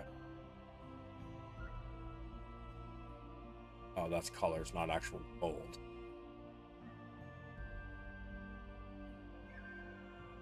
Okay. Of course, there's also platinum. Platinum's not gold. Platinum's a different type of metal. I It think is, but it's a whiter he's metal. aware of that. He's just saying, instead of gold. Says, Oh, got it.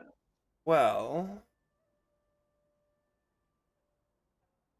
with your handsome but rugged look, maybe an amethyst set in a slightly darker rose gold.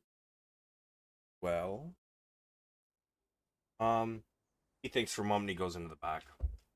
He comes back out with holding a necklace, and this is a very large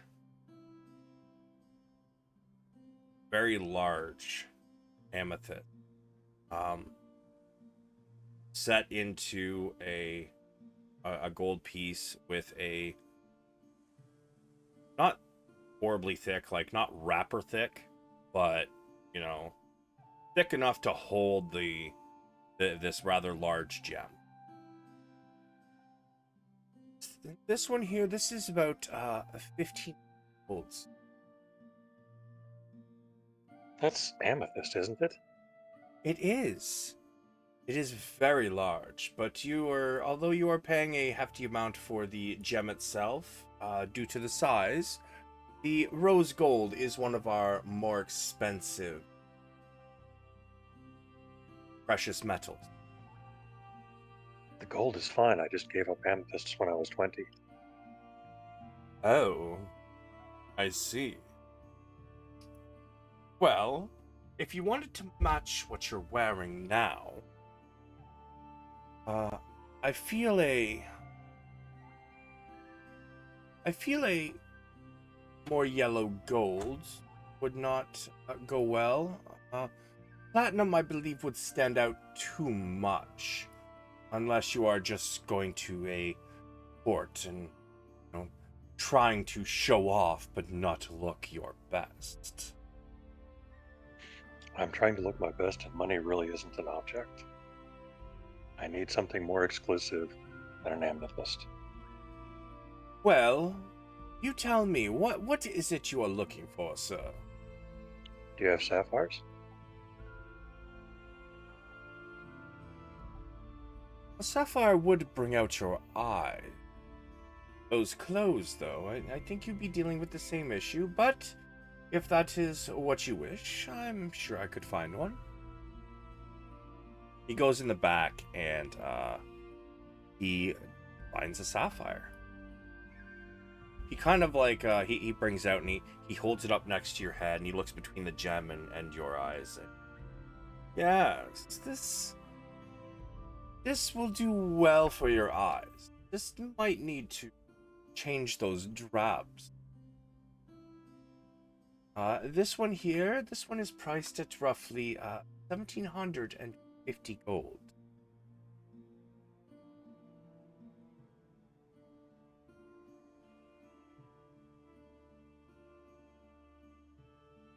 Boring. Show me something exquisite. Oh. My. Ever the... Tell me, what is your price range? What are you willing to spend?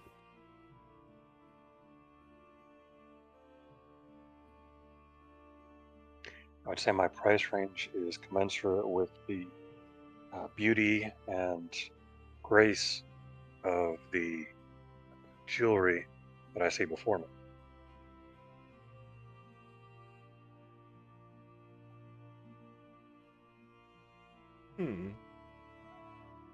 Okay. He goes into the back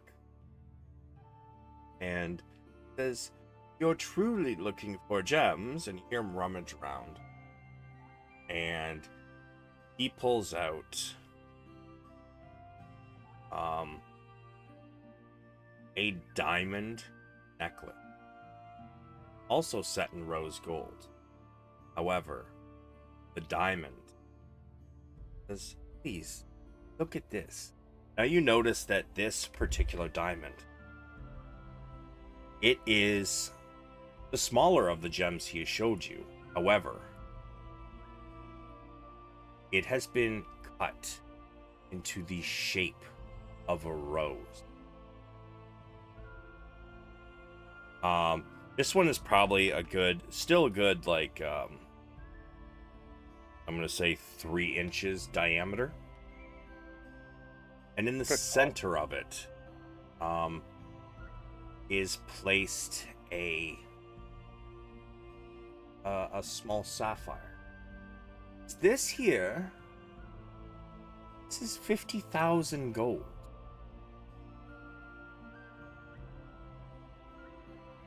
I'll take it. You will? I mean, yes, of course you will. Excellent, please. He sets the diamond behind the counter on a shelf. Says, "Please, by all means, you may begin counting it out and just pile it all there in the corner." Oh. While I'm here, do you have a ring of tender mercies you might be willing to throw in, given the ungodly amount I've just spent? I'm sorry, a what now?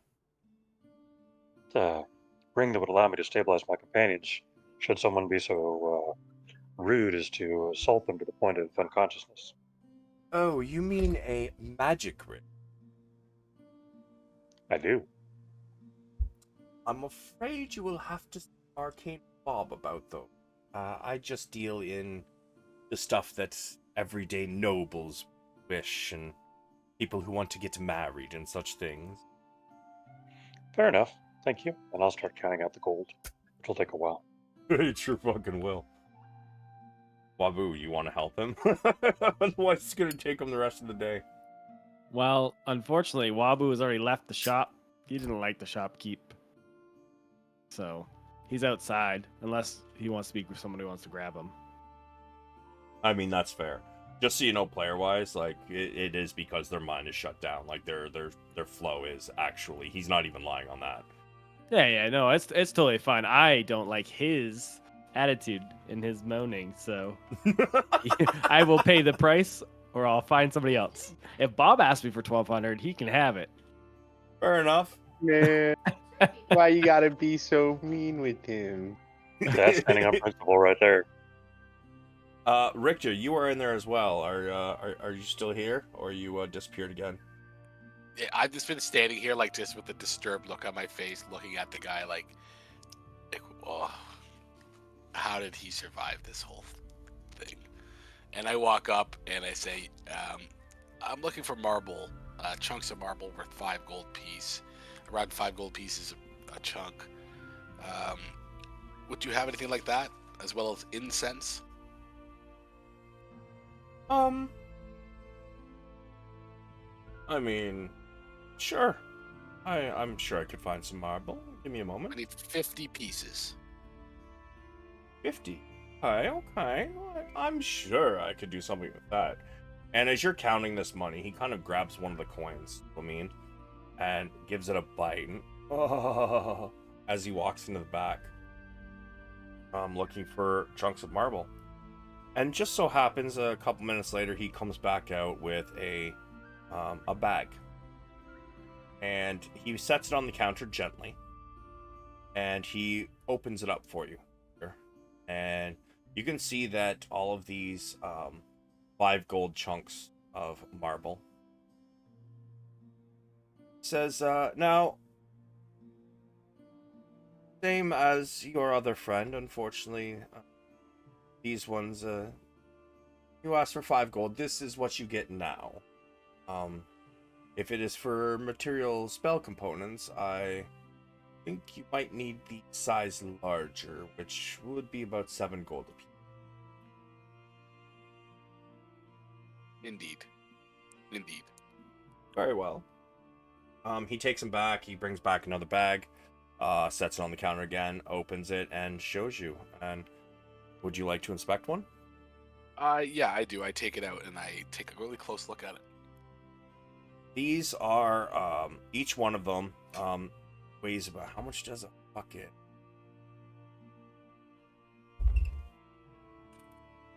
One.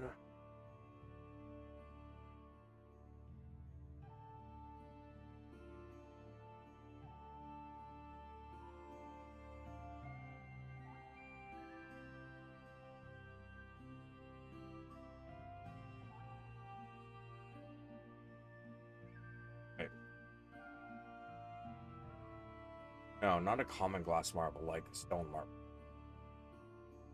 Mhm.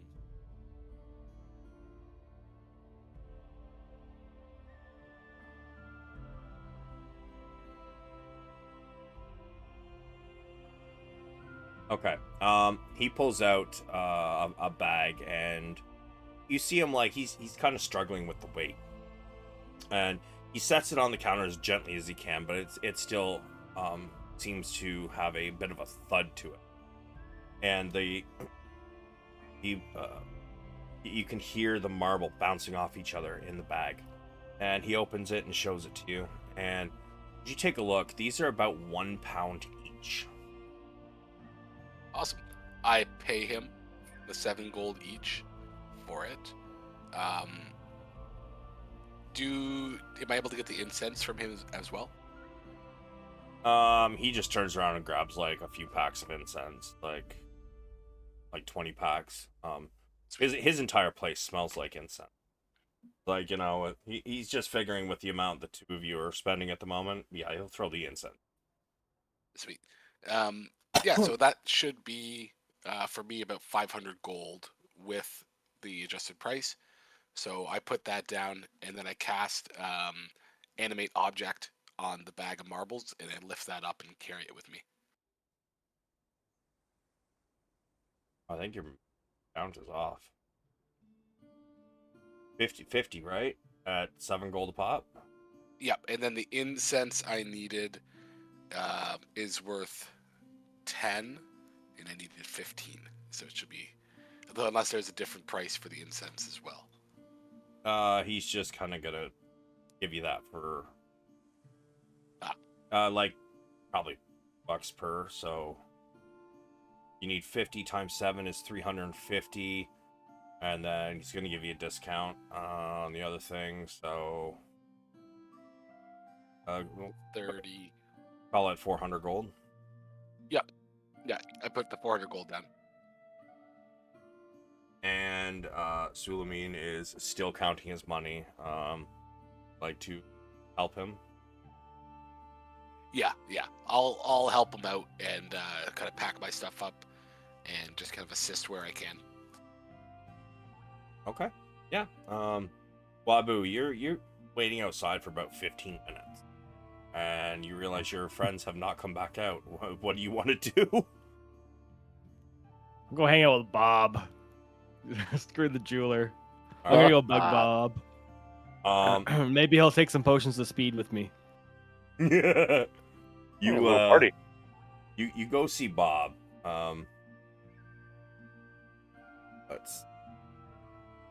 Where is Bob? Oh shit! Nope, don't do that. Fuck. Being a little bitch.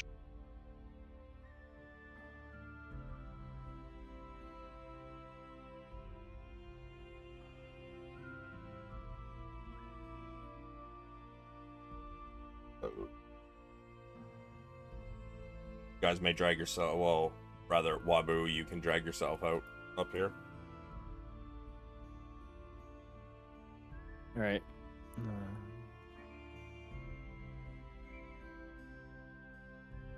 Oh, there we go.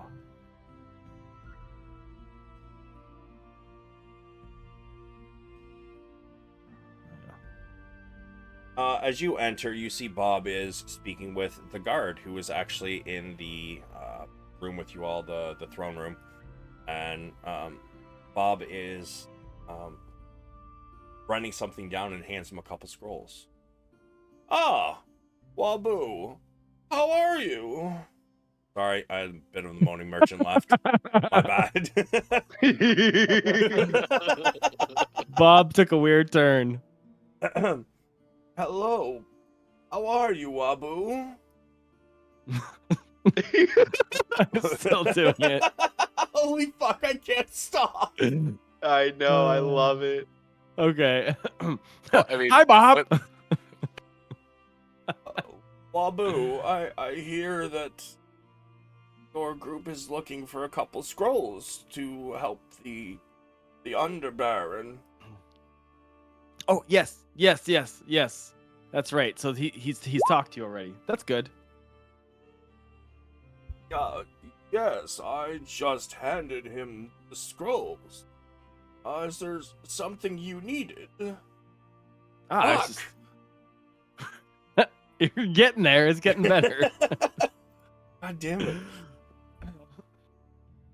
He's like, well, I'm waiting for the rest of them. They have some things they want, but Bob, did you want to do potion of speed?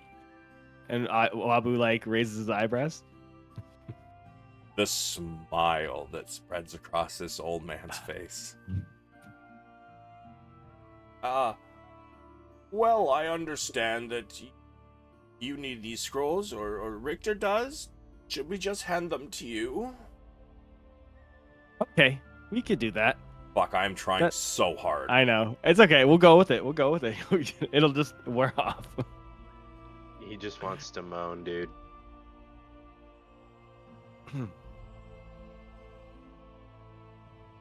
Well, by all means, please, have a seat, young one. All right, Wabu will come over and have a seat. The guard, as he passes you, Wabu, nods to you and hands you the scrolls. Please make sure that Richter gets these. Yep, I will. And he heads off. And you sit down with Arcane Bob.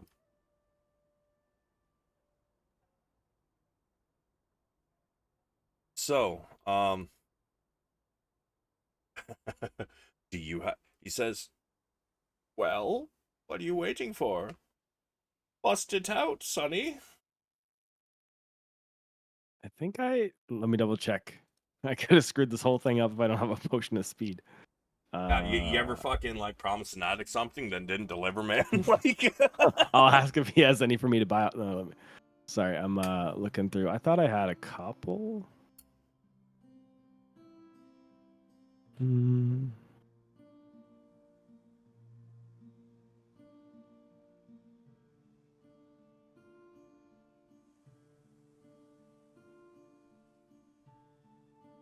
No, I don't. I have the. That's right. I have the brain juice and the malleability.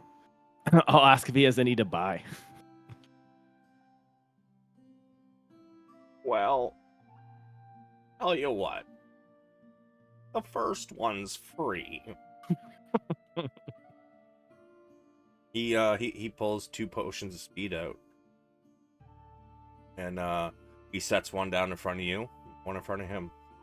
So, what are we gonna do when we take this, Wabu? You can't just sit here doing nothing. What was like?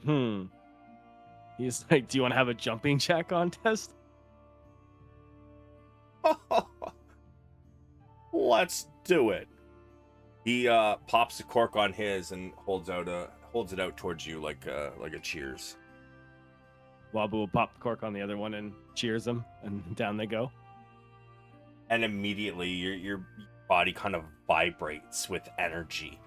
Your eyes go wide, your pupils dilate and turn into saucers. All right, boy, let's go. He walks over here and like 1, 2, 3, jumping jacks. All right, so let's see. Fuck, how many jumping jacks did you do in a minute? We're gonna do it in we're gonna do 4 rounds. So, Okay. give me some athletics. What's Bob's? I thought I made a stat block for Bob, didn't I?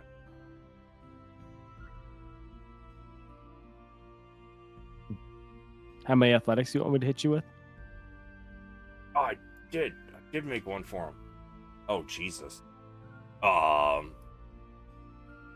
It'll be 4. So 1 for every 15 seconds. Yeah. I don't have advantage.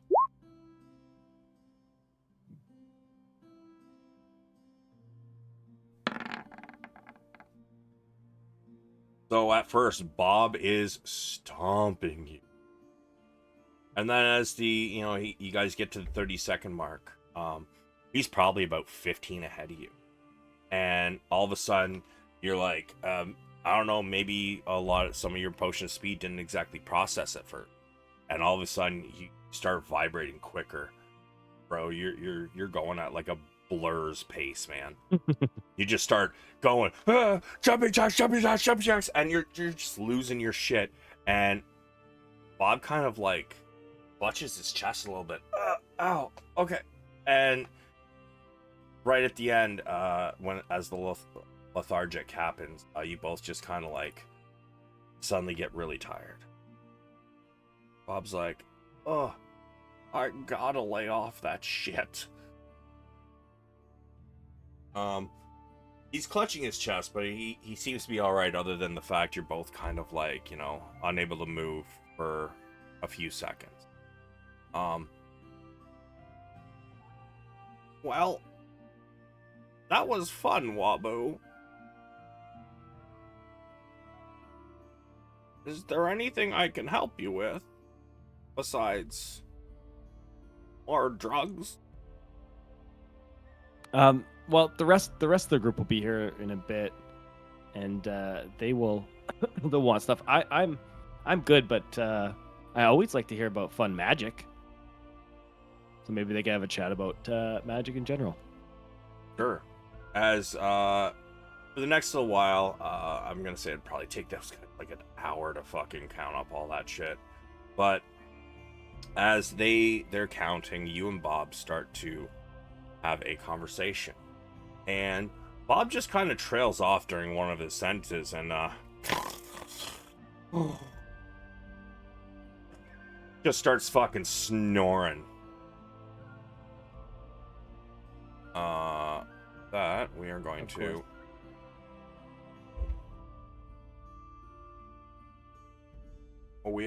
to head back to the other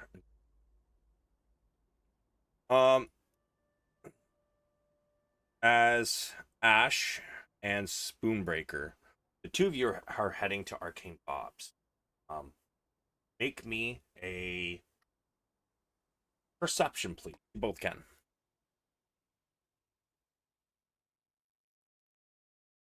I got something for you to perceive. Is it Bofa? You didn't notice, No. but Ash did.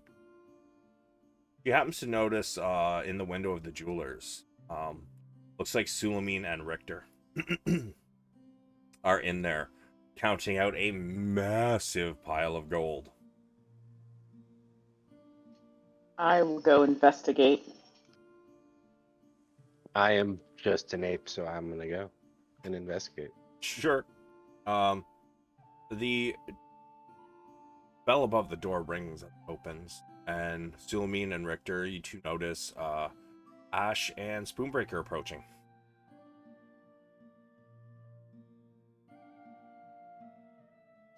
I'll wave. Look what I found. Very shiny. Wrapped up. I'm gonna question his ability to spend intelligently. Damn. All about priorities. I get it. All right, that makes sense. Yeah, Fair enough. as he shows you what it is, well, the clerk still has it. He Okay. yeah, because it was on the shelf until the gold is counted, not putting it within reach. Makes sense.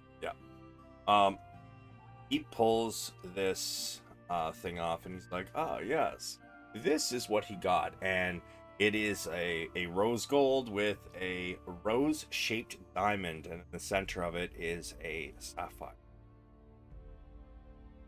This is what he got. Is it not beautiful? Only for the low price of 15,000 gold. Did you say 50 Ash or is gonna 50? choke. 15,000. Oh, I thought it was 50. Let me put 35 back. No, it's 15,000. I like that better.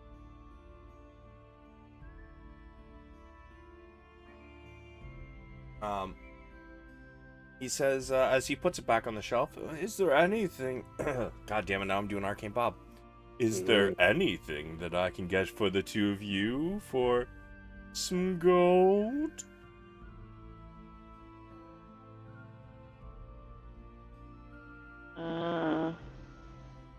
Oh, we're with the weird guy. Yeah, do you I'm have- happy. Yeah. Can we have a look at some brooches that maybe would be appropriate for, soldiers?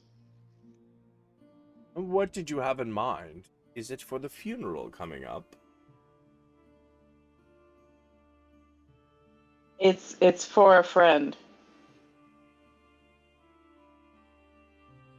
Well, first, what kind of friend and what is the occasion? Just a lovely gift? Somebody you're trying to bed? Somebody you're trying to marry? Is it a birthday? I need more details. It's for a lady friend, and it's just a momentum for her to remember me by. He looks at you, and he looks you up and down. What are you wearing, Ash, besides your green maul and your blood-painted hair? Ash is wearing... What is she wearing? She is wearing leathers. Oh, what's my biopic look like?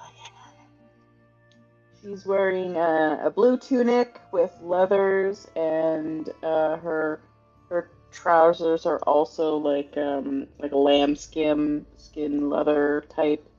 She looks very rugged, very barbarianish.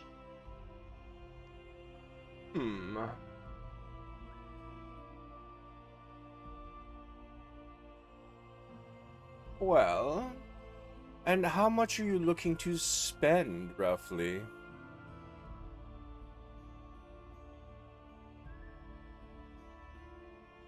I'm gonna look over at what has been purchased and being like, not quite as fancy as that. Half as Something fancy, maybe? A little more. About half as fancy. Yeah, I'd say half as fancy. Something reasonable.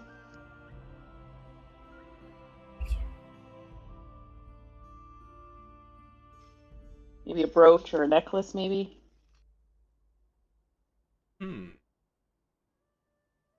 I think I might have just the thing.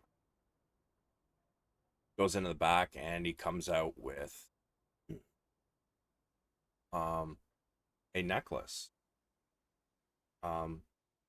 Pretty much the same thickness of chain as the one he showed you Sulameen got. However, this one is a black gold.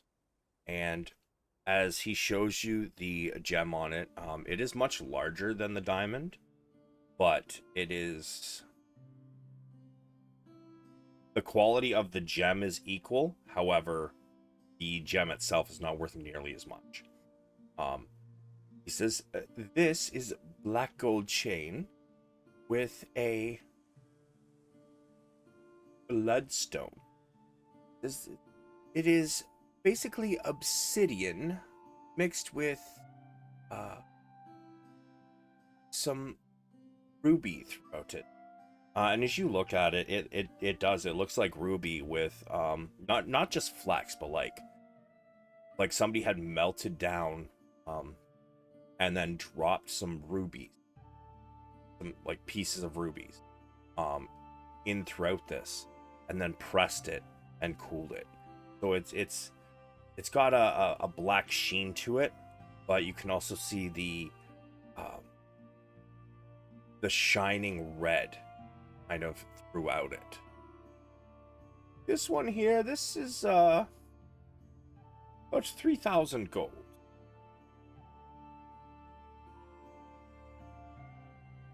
All right, this is about 3,000 gold. Better. I will look over at Spoonbreaker and ask him what he thinks.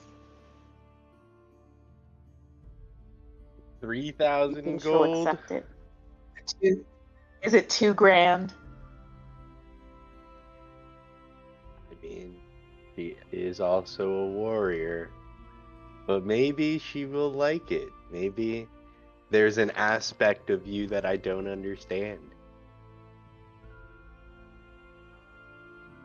I just figured if you want It her does kind to... of look like my hair, doesn't it? I figured if, you wanted something for her to remember you by, the black and red would go well. I do have another one. You think on that. I'll be back in a moment. And he kind of like, he leaves it hanging on a shelf behind the counter, dangling down. But he leaves it there so that you can see it, and as it turns, it kind of reflects some of the candlelight, sending little beams of red across. He comes back out, and he's got the same kind of thing. However, along with the black gold and the what he called a bloodstone in the middle, it seems to be set into jade. Crystallized jade is the setting. So protruding from the sides, you can see smooth edges of green. And he takes the one down, and he puts this one up in the same spot, and he kind of just nudges aside so it swings back and forth. And now the room lit up with a deep kind of dark green and a red shining as the candlelight hits it and flickers throughout the room. How about this one? This one, the bloodstone is smaller, but we did add jade. It's about the same price, though, in gold.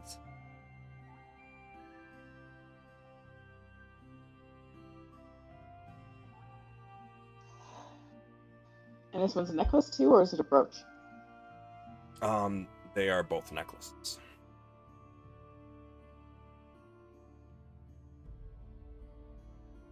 Do you have any brooches in the same sort of style? Something that, a city guard to clip their cloak with. You know, something a little more versatile. Says, I do not, but I could always subtract 300 gold from the price, take the chain off of this, and simply add a clip to it, if you will.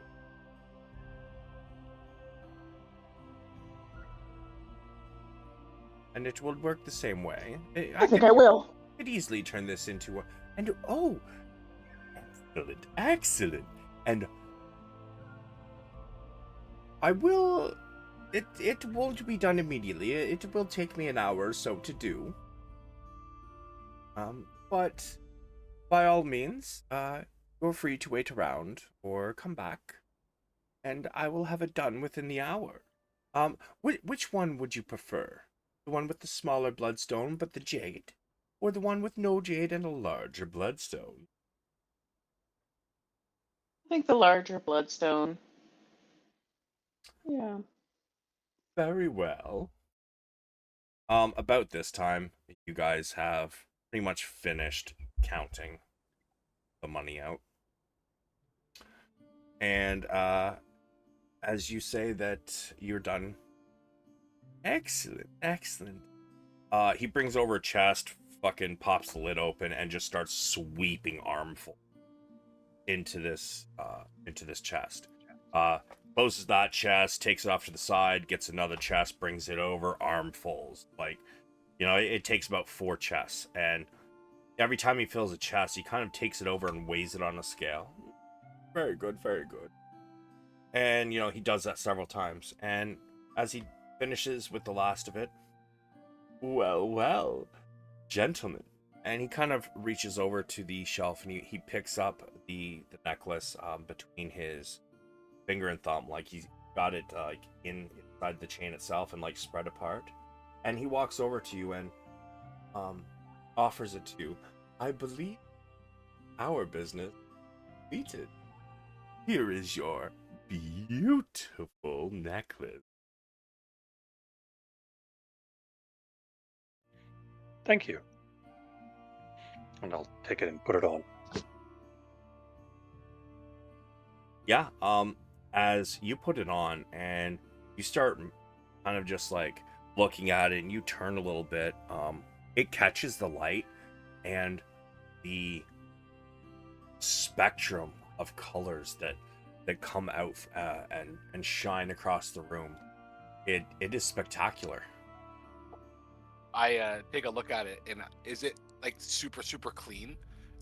Richter is thinking of casting a prestidigitation on it if Sulameen would allow. Oh, it is crazy clean. This shit's like fucking crystal. Then I just stare at it like, wow, that's very nice. And I'll look at myself in the mirror and stand there and preen like a fool.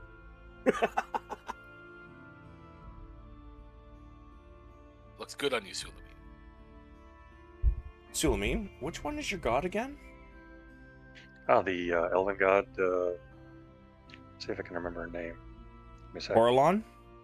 That's the one. As... Oh. Okay, as you were kind of looking in the mirror, admiring yourself and your new piece of jewelry. Roll me a religion.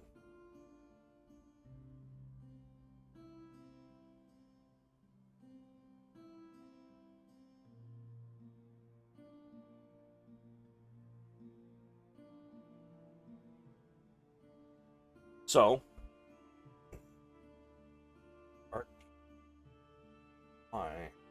just domains, Arcana and Light, facing each other. As you are kind of preening yourself and admiring your new purchase, a sense of dread comes over you. Oh, man.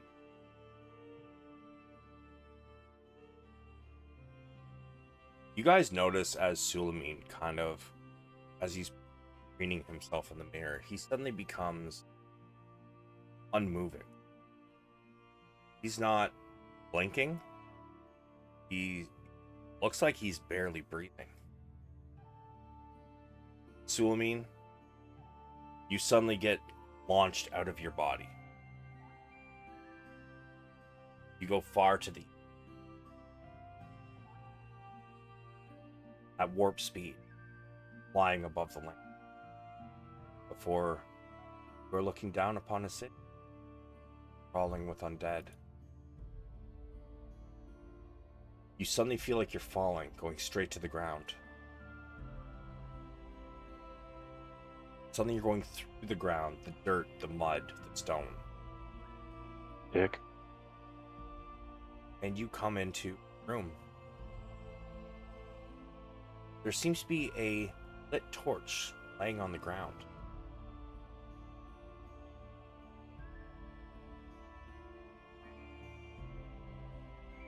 I'll pick up the torch and see if I can see around.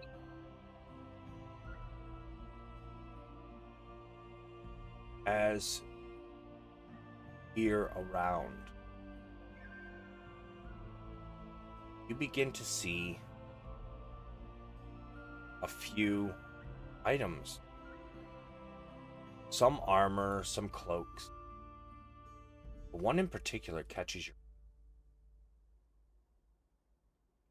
seems to be surrounded in shadow. As you get a closer look, you see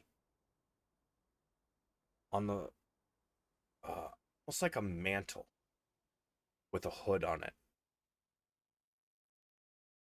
At the crest of the hood, though not lit up, just kind of graved into the leathers, see a crescent moon turned upward. Nope, sorry, that's the wrong one. 2 crescent moons facing each other atop a 4-pointed star. Although this particular piece, for some reason, seems to be covered in shadow, wisps of shadow slowly pouring off of it, darkening the area around it. C shape. It's terrifying. The workmanship. Unbelievable. It comes up in around between the shoulder and the neck area, pretty much across the collarbones. This high pointed, almost sharp looking leather, but hardened. Not have much give. There seems to be almost a darkened silver around the edge of the hood, and where it comes down to the chest area, there seems to almost be armor that kind of raises up, probably covering up to the nose area. And though you're so close, torch, you cannot see inside of this hood. You cannot see the back, no matter how close you get to it. Well, that's intriguing. I'll try and reach out with my free hand and see if I can touch it. As you do, you get yanked back up through the dirt, the mud. And you're sitting above the city now, still crawling with undead. You suddenly get flung to the west, again like warp speed. See a town. One bustling. Small fires have been spread around. And from the woods to the east, a massive horde of undead begin to descend upon the city, rolling over the walls, killing all in their path. Are there any geographic features relative to the city? In between two mountains, one to the north and one to the south, This seems to take up the entire valley between them. However, you suddenly get shunted into the town, into one specific building. You look around. Beautiful artwork around you.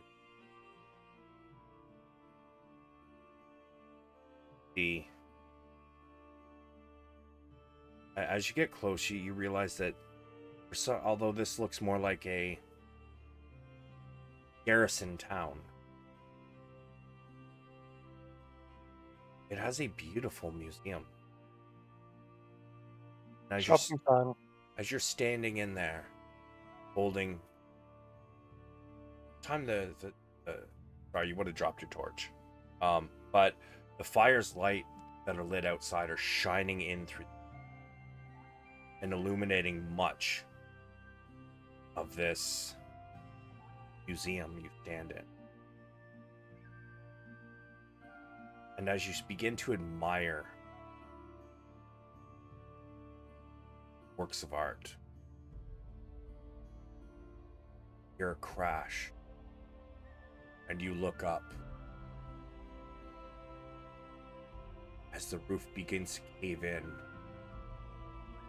The fire spreads through the roof, and just as you are about to be crushed by the roof falling in, you snap back to your body. Give me a con save.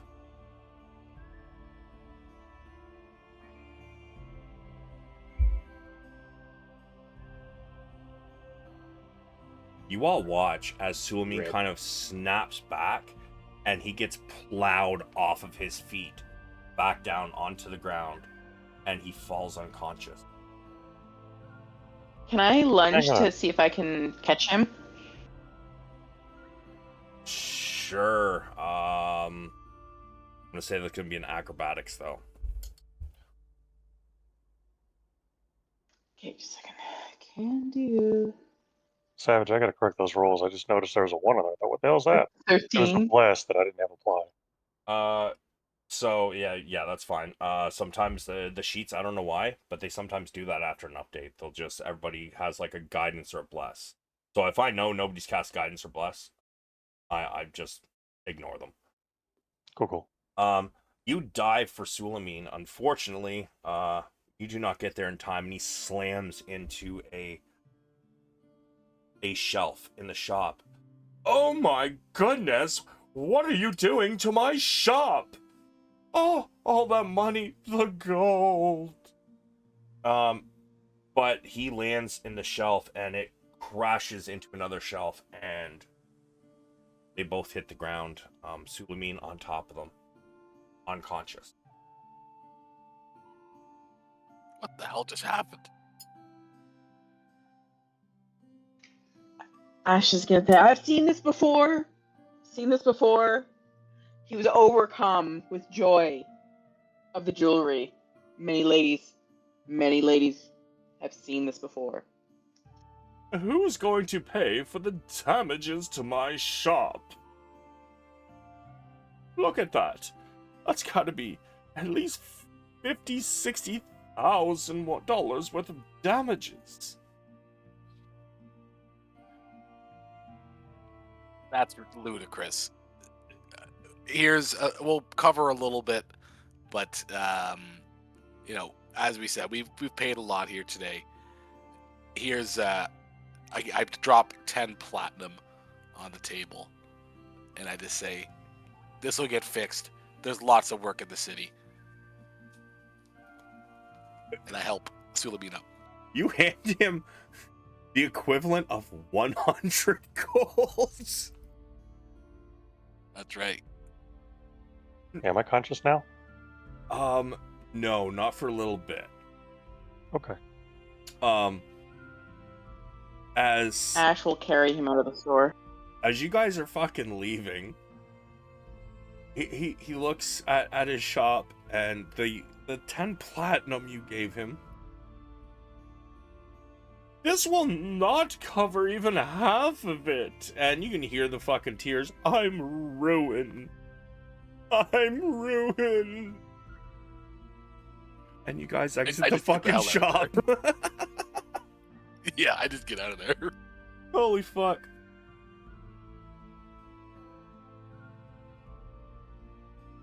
Yeah.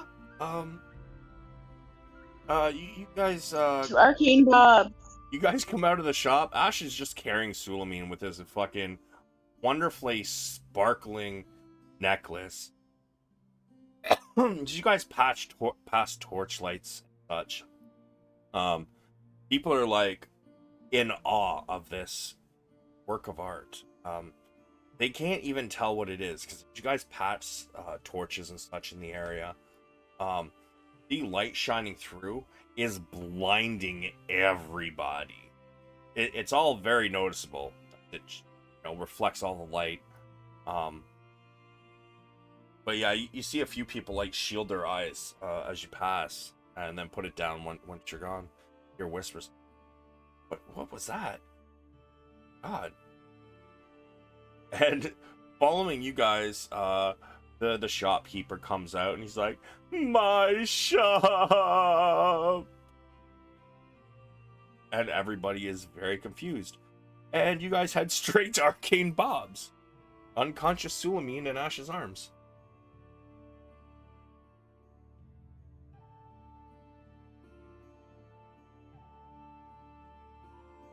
Yep. Is there a table in here I can set him on? Sure, drag yourselves in. And I take a look at him to see if he's injured. To make sure he didn't just get blow darted or something. He's not injured. He's fine.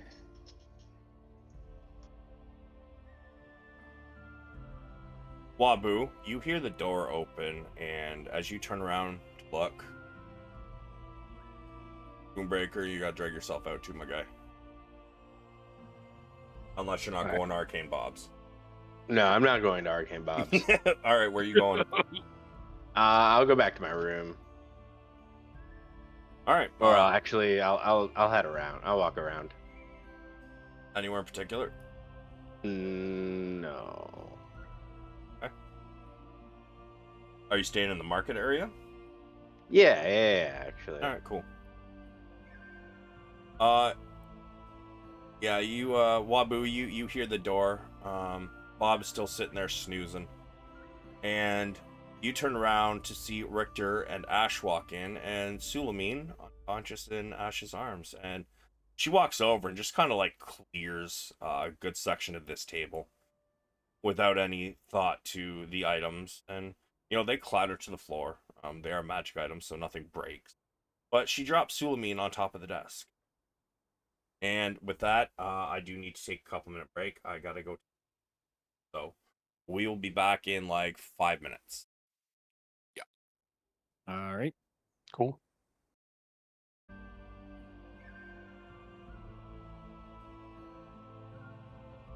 So Wabu, you have just noticed them bringing in Sulameen and clawing off a chunk of this table and plopping him down on it.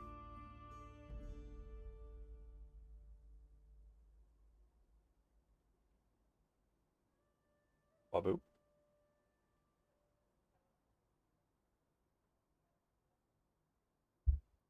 Okay, or not Wabu. Sorry, so you're ready to continue forward? Yeah. Okay. Sorry, you said give me a moment. But yeah, then I said you got you just noticed them drop Sulameen on the table.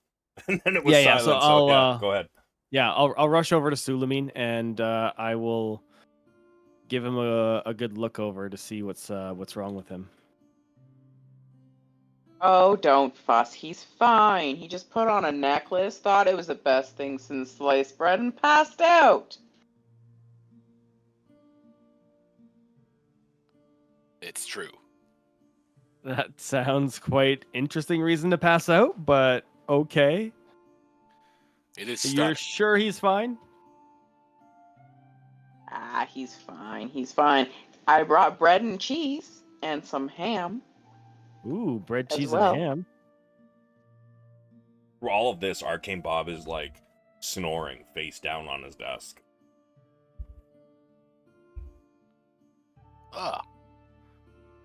Bob's sleeping. I wonder if he got our order.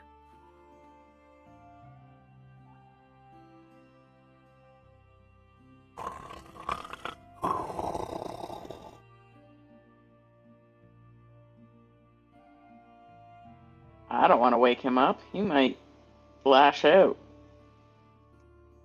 It has been a long couple days. Wabu, you would have heard Richter mention the order. Yeah, I'm not quite sure. Oh, the that order. What was? Oh, yes, I have that. I have them, and then I like kind of like start scrambling in my bag, and then grabbing the scrolls and such. Ah, fantastic. Great. Well, we'll be set for that. Whenever we can do that. That's perfect. But if you need something, you can wake Bob up. We were just having a jumping jack competition, and he got a little tired. Ah, yes. And then he told me magic stories. Good jumping jack off. I haven't had one of those in a while. What? Hey. What? Jumping jack competition. That's Yeah. been a while. Uh-huh. Uh-huh. Wild college days, huh? Sorry, I'm like 14.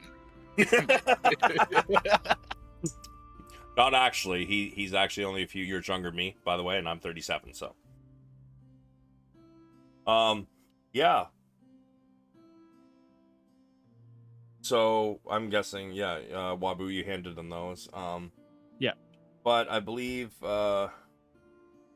as these three are discussing what to do, Sulameen, on save. Yes.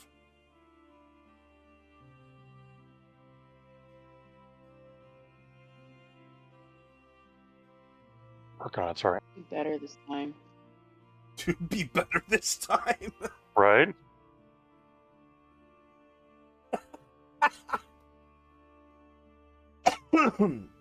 You begin to hear their voices start to cut through the dark.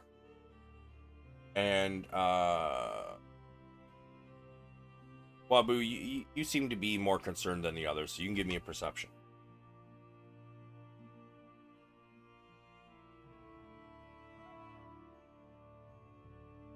Will I get advantage? Or I'm not holding my shield. Never mind. Ignore me.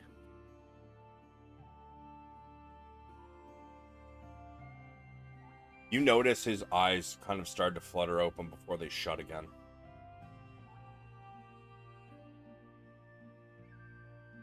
And Sulameen, you're the voices fade off again. Sorry, Wabu, go ahead. Oh, I was gonna turn the group and he's and be like, "You're sure he's okay?" Ash will shrug as she's pulling out the bread and cheese from her bag. We should probably take another look. I didn't see any obvious reason for him to be injured. I thought, I don't know, something else is going on for sure. All right. Can Wabu take a good once over? Sure. Give me medicine.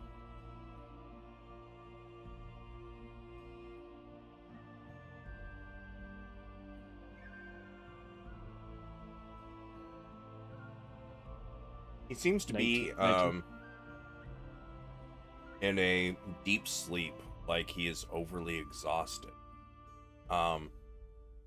His flesh seems to be very clammy, a little sweaty, and his he feels a little warm to the touch. Not like life-threatening fever, but like he's hot.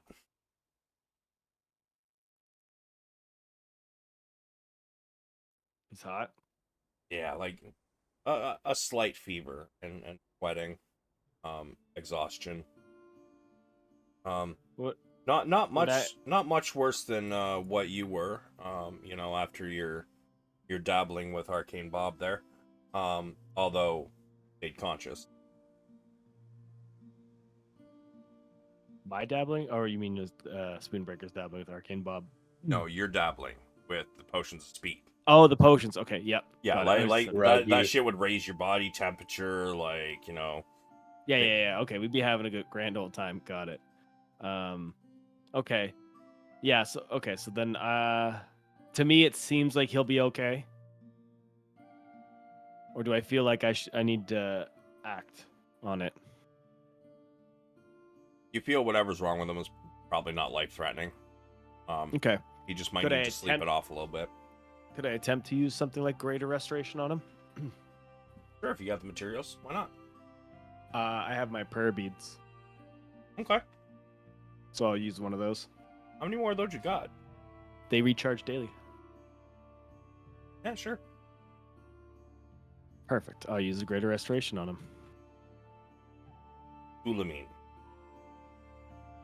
Your exhaustion seems to fade. And you begin to start to wake up. Realize you're in Arcane Bob's shop. Ash is already, like, you know, ripping off pieces of bread and, like, slapping some ham on them, some cheese. Probably got some crumbs in your fucking hair because she's doing it right next to your head. Nice. For sure I am. Wabu, however, you hear him finish chanting spell, and you are still tired, but you don't have exhaustion. Your body temperature kind of starts to come back down to normal, and you feel a little worn out. But you're all right. Well, this is interesting. How did we get from the last shop to this shop? You broke the last shop. You just lost consciousness. It was not a pretty sight. That's odd. Well, I did have a vision. Maybe that explains it. And I'll relate my vision as best I can to the party and point out that the city of humans was between two mountains, the ranges, one to the north, one to the south, full of people, and it seemed like my perception, it might have been the gateway to the other city of the undead. And I get the feeling there might have been some armor there of great power. I saw a similar thing. You're not there. Am I not? No, you said you weren't going to go to Arcane Oh, Bob's. you're right. You're right. I'm sorry. That's True. the tequila. Jesus Christ. You didn't want to explains a have lot. cheese and bread. Have I heard of any city like that before? Does that ring a bell with any geography in cities? Like, is that a well-known city? If Sulameen had a map, he'd bust one out at this point. Richter, Sulameen, and Spoonbreaker, because you had a similar vision, the three of you can give me a history.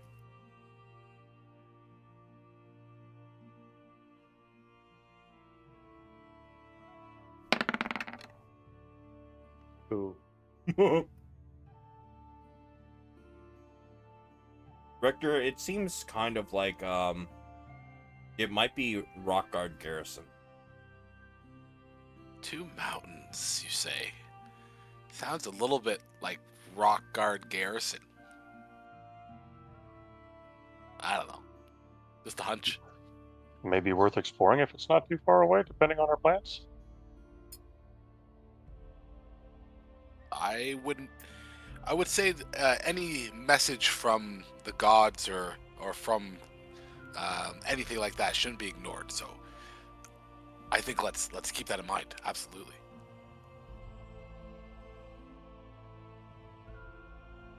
So Wabu and Sulameen, the two of you, do not know where they had been planning from the start to head off to. I don't believe, but Nope. Ash Nope. and Richter, Spoonbreaker, and Pheonix, if he was here, would know that you guys had planned on kind of skirting the front line until you got towards where the beacon for your artifacts is. And the next stop, which is actually only about a day or so away, Rockguard Garrison. Yeah, so we kind of connect those dots. Any other details from the vision that could be helpful? So the armor I saw was under a city of undead. Huge, huge city of undead. Like more than you can count.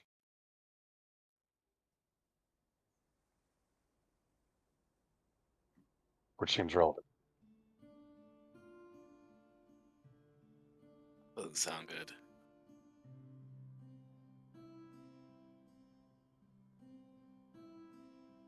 But that said, I noticed conveniently we're with Arcane Bob, and I suspect I have you, the party, to thank for bringing me back around. But while we're here, let's get our shopping done before the funeral, and we can move on to our next objective, if y'all are up for it.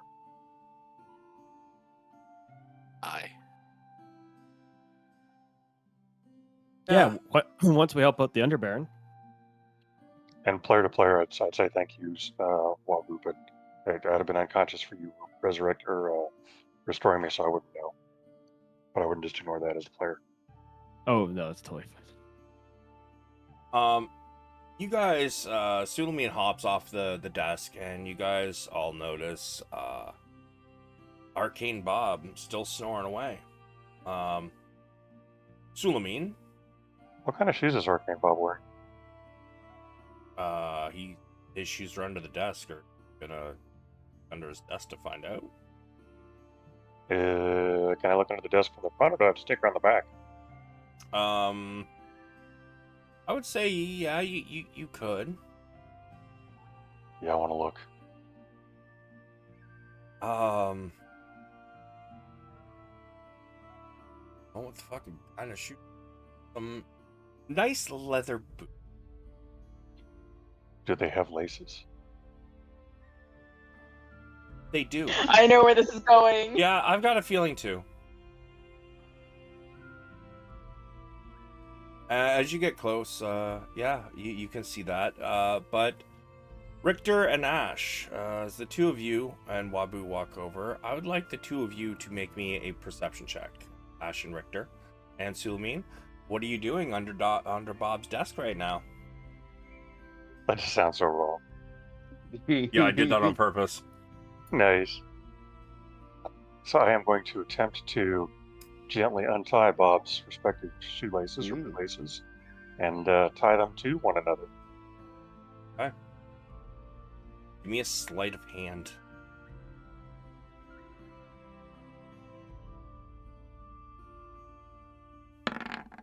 Holy fuck. Yeah. You do that easily. Richter, you notice here on the desk and here in front of Bob 2 empty potion vials.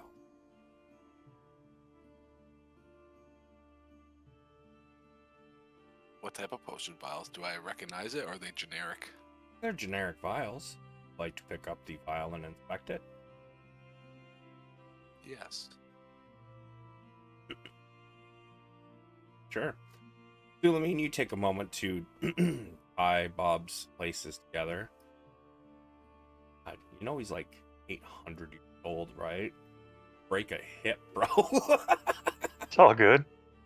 Yeah. Hey, if he can regrow a leg, he can heal him. You tie it, and Richter, you start to pick up this potion vial. Wabu, you see Richter start to pick up this potion vial.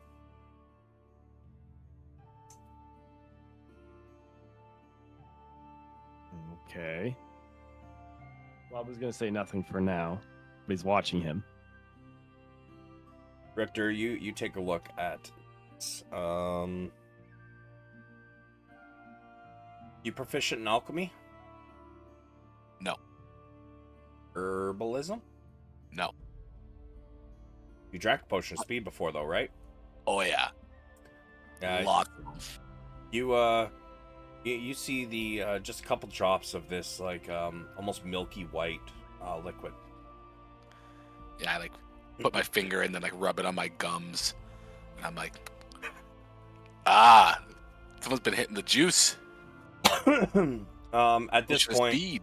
you kind of look at Wabu, and I mean, His pupils are almost back to normal. Now they're not as big as they were earlier, but they're a little larger than what you noticed them to be. Wabu diverts his eyes to the side and starts whistling quietly. Richter's no narc. He just keeps it to himself and goes, "Huh, it's a busy place in here," and puts it back down. So as you finish tying up his shoelaces, what are y'all gonna do?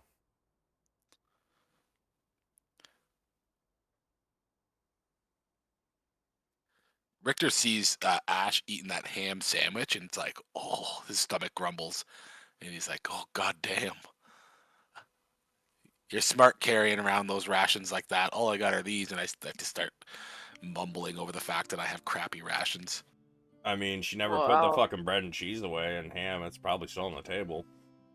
Yeah, I'll motion to the pile with my sandwich. Eat. Oh, I didn't realize. Yeah, Richter's gonna go over there and definitely partake in the cheese board. And while they're doing that, It's I'm going to, charcuterie. He's so fancy, Ash. Sorry, go ahead, Sulameen. no, while they're doing that, I'm going to try to gently remove Bob's hat. Light of hand.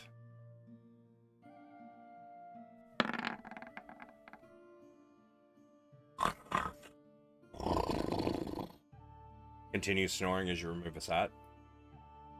I'm going to sneakily take it about right here and set it down on the ground. Okay. Set it down on the ground. I'm going to return to the chair and clear my throat and say, Bob, are you awake? Oh, hello, Sulameen. How are you? I'm well, Where's Bob. my hat? And I'll look around as though I don't know where it really is and pretend to see it and then point to it and say, I think that's it right there, Bob. Oh, I see. Would you mind giving an old man his hat, please? I couldn't possibly begin to imagine the powerful magics surging through it. I would rather you got your own, Bob. Very well. He casts Mage Hand and picks up his hat. I knew you were going to do that, you bitch. I was going to put it like 31 feet away just to be an asshole.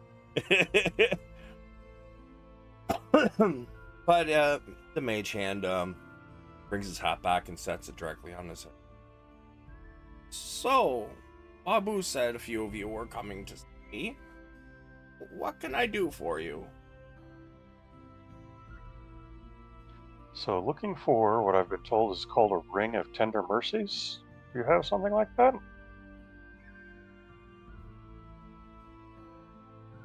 Allows me to stabilize my party members should they fall over the ground. Ring of Tender Mercy? I think it's mercies plural. But it's Ring of Tender? Give me a sec, let me look. I'm not finding it in my compendium. It's there, I just have to give you the right name.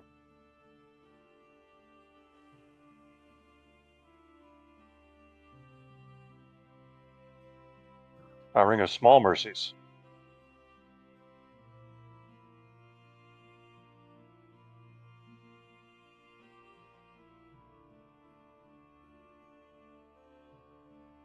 He opens up his book.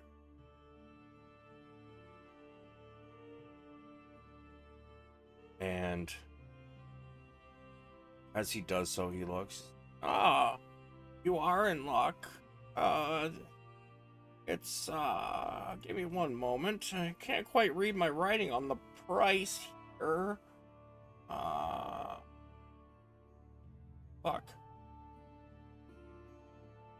There it is, okay.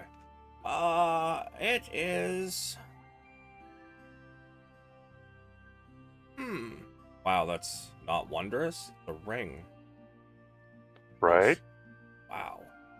Yeah, I'm finding all the cheesy shit. I can probably get that to you for about 300 gold. Sold. Thank you. No problem. So you begin counting out the We money. have. Sorry to interrupt, but should maybe some of us more have? It's very cheap. I think we need to have a couple of them. Maybe spread around the party. Can someone dumb like me cast it? As long as you're not raging, you can cast it. Yeah. That's probably a good idea. I'll spring for him for the party. Because who knows when we'll need it. So you're getting 6 of them? If Bob has enough. Or at least 2 or 3. Give me a D6, Sulameen.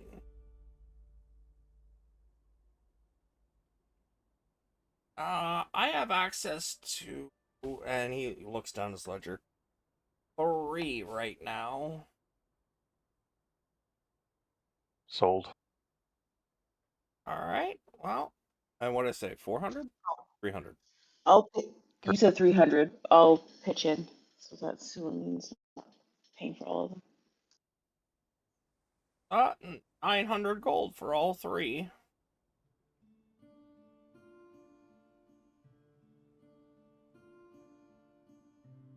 How much do you want to kick in, Ash? I'm not trying to... Just whatever you're comfortable with. And you don't even have to. I was gonna buy one for myself, so Cool I then. think I'll All right. buy one, and then I'll give Bob the extra 6 and hold the ring out to shake whoever up wants the it. rest out of. We'll shake the rest out of a Spoonbreaker. Yeah. So, same thing as always. Puts the money in and the slips of paper in the chest. Whoosh, and disappears. Whoosh, reopens it, and there are 3 rings. And as Hey, he's I paid under my his bet. desk, noticing, pulling things out. Why are my shoes tied together? I don't know, Bob. Why did you do that? Potions of speed. A hell of a drug. And he uses mage hand and basically commands it to retie his shoes. Give me a luck roll, Sulameen.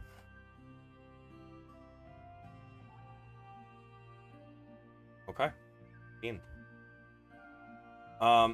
As you can, excuse me, the mage hand is underneath his desk, tying up his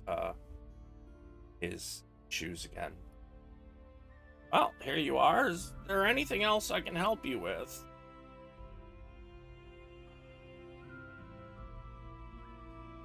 Would you like a sandwich, Bob? It was so good. Nothing like a ham sandwich to get the edge off the speed potion, eh? Well, it has been an hour. I could probably eat now. He gets up out of his chair and he begins to walk before he faceplants around. You hear a crunch. Oh, my hip! Oh! He looks at the mage hand and you were supposed to retie them apart from each other. And the mage hand kind of like almost does a shrugging motion. Oh, God. Nice. Oh my God, Bob. You okay, Bob? No, my hip.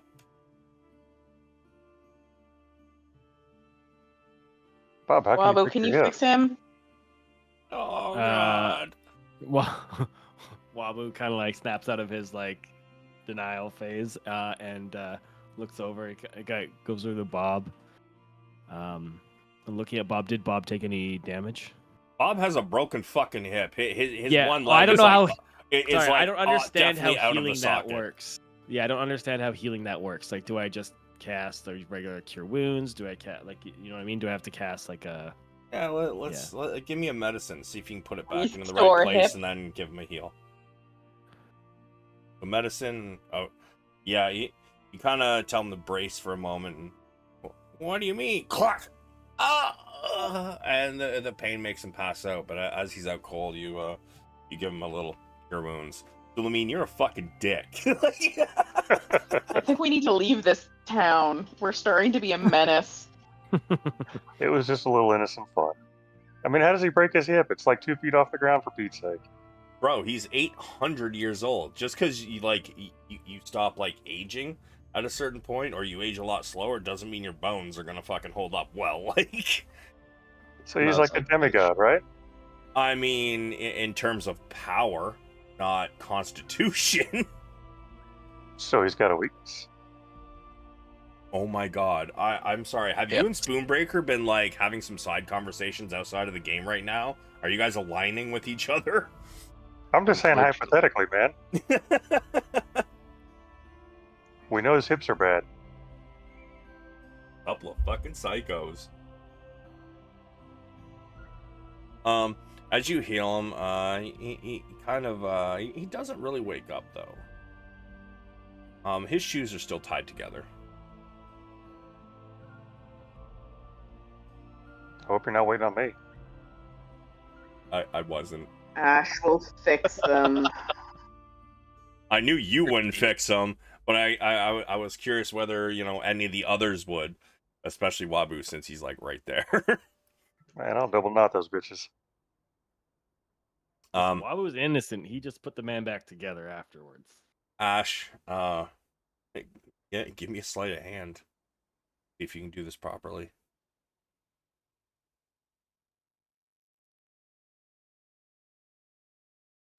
$11. You think they're tied up pretty well? At the But they're very least, untied. at least they're at the very least, you know, tied up separately. Always a good start. For me. Richter, since you're still over there, like kind of munching on this food, you want to make Bob a sandwich or something? Yeah, I make him a sandwich as I pull it together and I bring it over and put it on the table and kind of squish it down so it's there for him. Holy shit. Fucking dead. Yeah, he's still laying on the ground unconscious, but as you finish up, Ash, you kind of pick the old timer up and set him back in his chair. I'm assuming that you guys are done with your shopping and tormenting this poor man who's done nothing but help you people. I need to go and pick up my I'm brooch on the way out. I'm good and happy. What's he wearing? No, I'm kidding. Oh my god. Okay. Well, you guys leave Bob in his chair. Not snoring this Fuck time. Bob. Is Is breathing? he breathing? He is breathing. Oh, thank God. Bunch of psychos. Holy shit. Well, dude, you would do something like kill a player because I like tied his shoelaces together. You'd be like, see, you killed an old man, you bastard. Just saying. No, wouldn't have him killed. I got plans for Bob. So unless you We guys like need flat this out try guy. to attack him, then no, he's good. And I mean, honestly, if you tried to flat out attack him, it wouldn't be good. No, I wasn't thinking of that. I was actually feeling his clothes while he was unconscious and hiding them We somewhere in need the this shop. guy, and we need him happy with us because he supplies us with the shit we need to fight the things outside. Yeah, but it's fun. Leave the poor man alone. Yes, ma'am. So you guys all start to head out. Spoonbreaker, you are wandering around the market right now.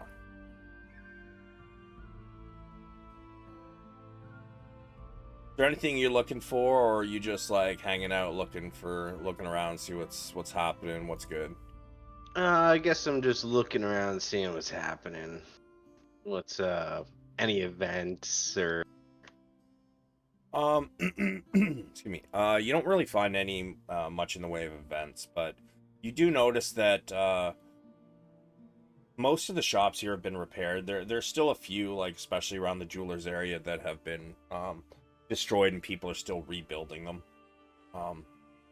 But you take a look around.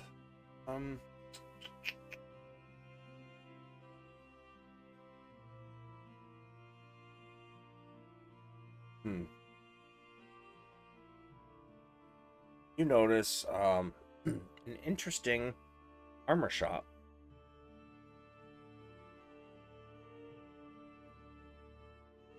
Just so happens that hanging, excuse me, in the back of the stall, the plenty of scales, like scale mail of sorts.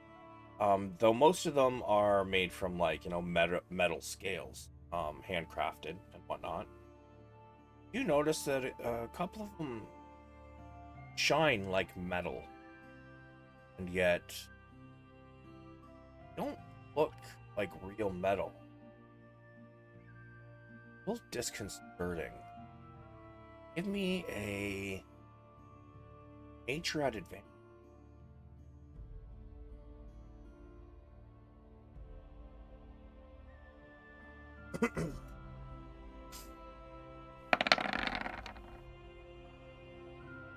Thank God for that advantage. Yep. You now these aren't out in the open. It's kind of like at the back of the shack. There's a small doorway, and angle you happen to pass, you notice this one hanging up there, and as you're kind of looking at it, you feel something is off about it. Scales, although they look like metal, they've got a weird bend, and the door shuts as the man exits. Oh, hello, can I help you? And as he shuts the door, and give me a insight.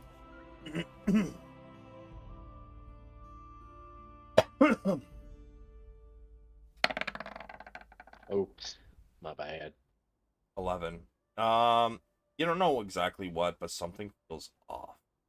The way he almost has a worried look as he looks at you and asks if he can help you.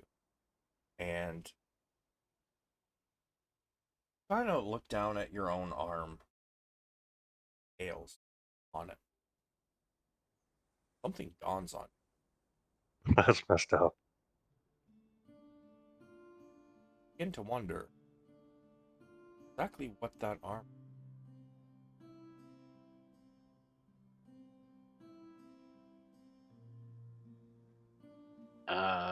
Sir, your armor.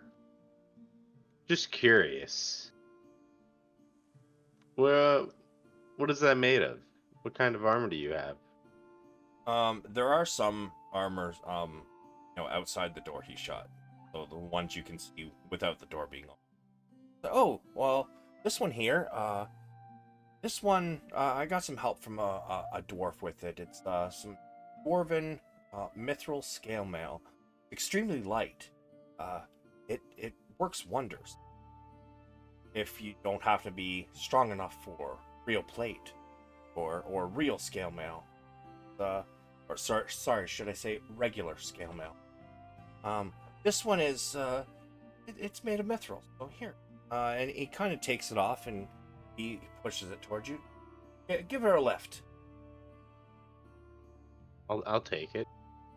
Yeah, this one, this is not the one you were talking about, but he's right. This particular scale mail, seems to be very light compared to, any other scale mail you've ever felt.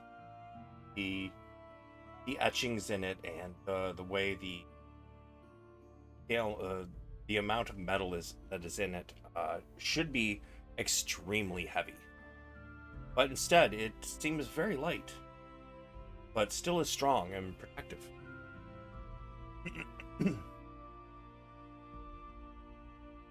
And is there anything special? Is this a magical armor? No, of course not.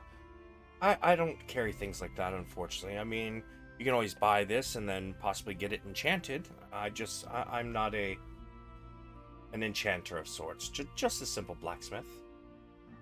Okay. Okay. I guess I'll keep perusing some of his items.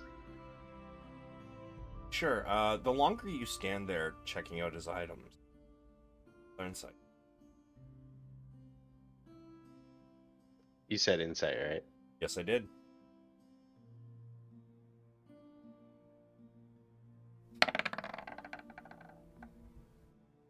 The longer you were there checking out his inventory, the more worried he's. You notice that he starts to sweat a little bit as you continue looking between him and other items that he has on sale at the front of the shop.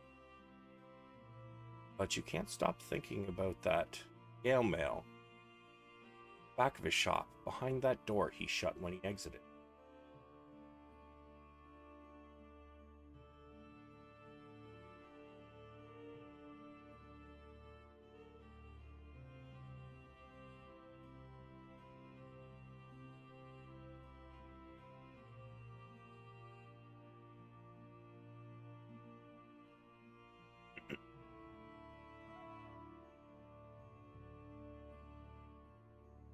Well, I don't mean to be rude, sir, but if you're not planning on purchasing anything, I have some work in the back I need to get to. I'm gonna ask him about the armor I was initially looking at. The one in the back of the shop? Yes. I mean, I do have some ones that I'm working on the back of the shop. What did you have in mind? I just wanted to see. I just wanted to know. I like to know what the exclusive items someone has to offer. I have plenty of money to afford such things. Why, yes, of course. One moment. And he kind of he cracks the door open.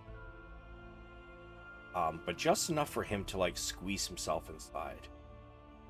Give me an investigation.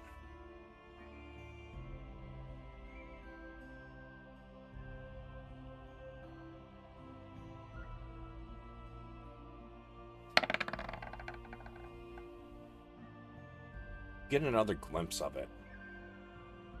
There's definitely, as he shuts the door behind him, 1 second.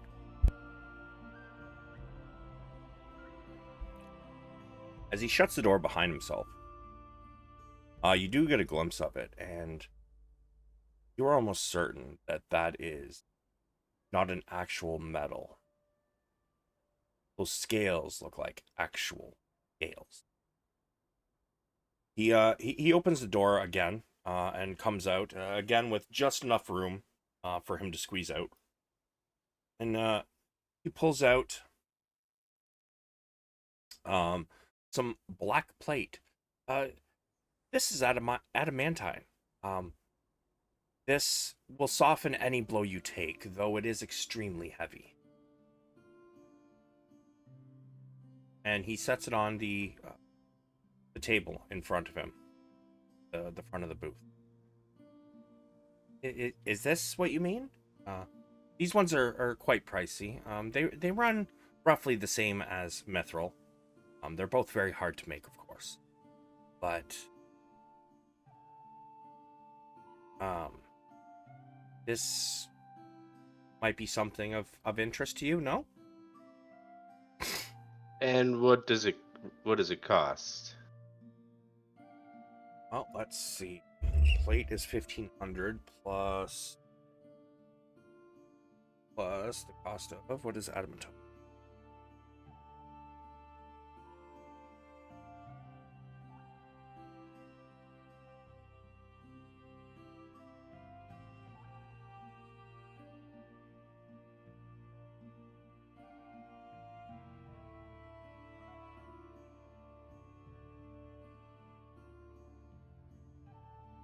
So this one here is about 3,000 gold.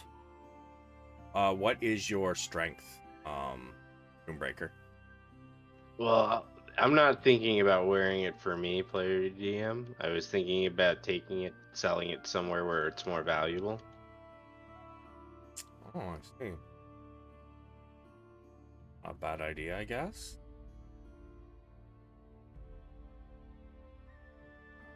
He says, normally this is about 2,250, but wartime. It's about 3,000 gold right now, due to the cost of materials.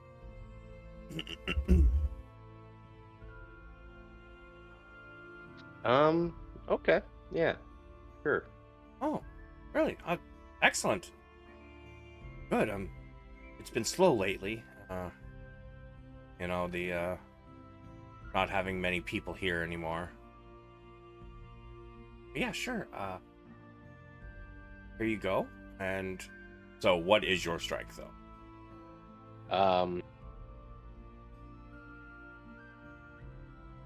My strength is 11. So, you are able to pick this up in pieces. You are unable to pick up the entire suit. It is extremely heavy. But as you count out the money, and he allows you to take the armor, about this time, Richter, Ash, wabu, Sulameen, you guys are exiting Bob's. And you guys catch sight of Spoonbreaker over here at an armor smith. I'll join.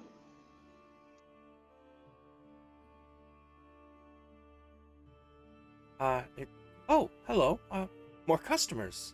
Maybe. Is there anything I can get you? Yeah, looking around, seeing what there is potentially for us to wear into battle. I see. Well, I have all kinds of metal armor, and I do have shields as well.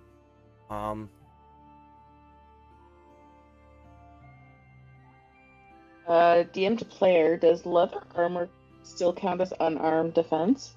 No. An armored defense. So I can't wear any armor. Walk into battle with a tunic. I believe you can wear. Show me your rage. Don't mind. Pretty sure you can wear medium. It's just not gonna it just because might not my be as armor good. proficiency type is light, medium, and shield. And what is your dexterity? Dex is 16. So that means that the highest. What is your current AC? 18. 18. Okay. So Without my shield on. So if you're medium would be.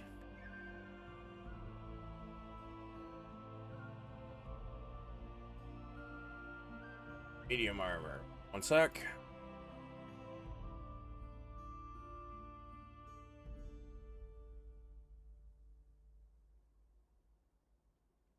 So the highest you could get your AC be a 17 with medium armor. Which that would also negate your unarmored defense. Yes. Now if you were to get a +3, it would boost you to a maximum of 20.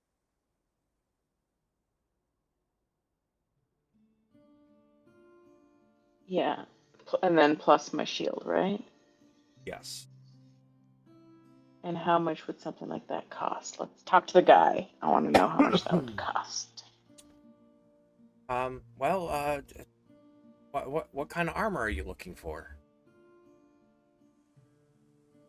+3 medium armor for a large gal.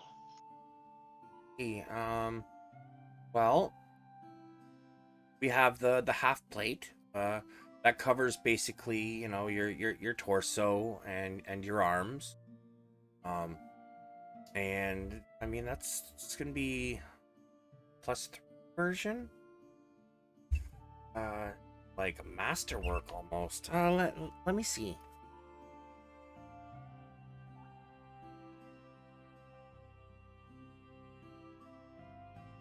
Wow. That was a very awkward laugh. Yeah. A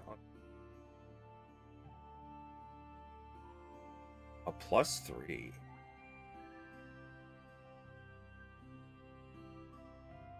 Oh, okay. That's well with the expenses and whatnot, the materials. You're looking somewhere in the area of 150,000.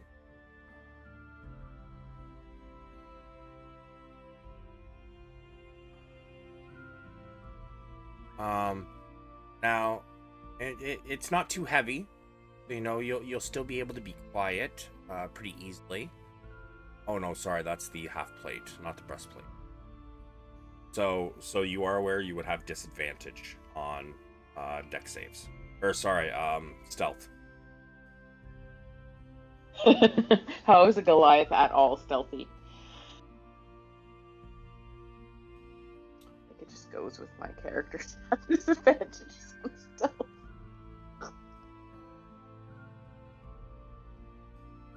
So, it's up to you. Do you want it?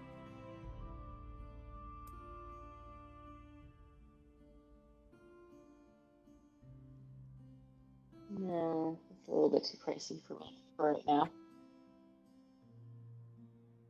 But what's Spoonbreaker looking at? Anything As you shiny? approach, you watch him kind of start shoving this really dark, awkwardly heavy metal suit of armor into his bag of holding.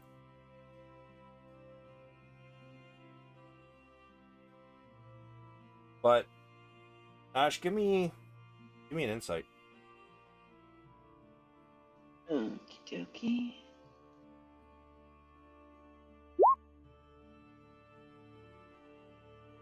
Yeah, Sure. you're oblivious to everything right now.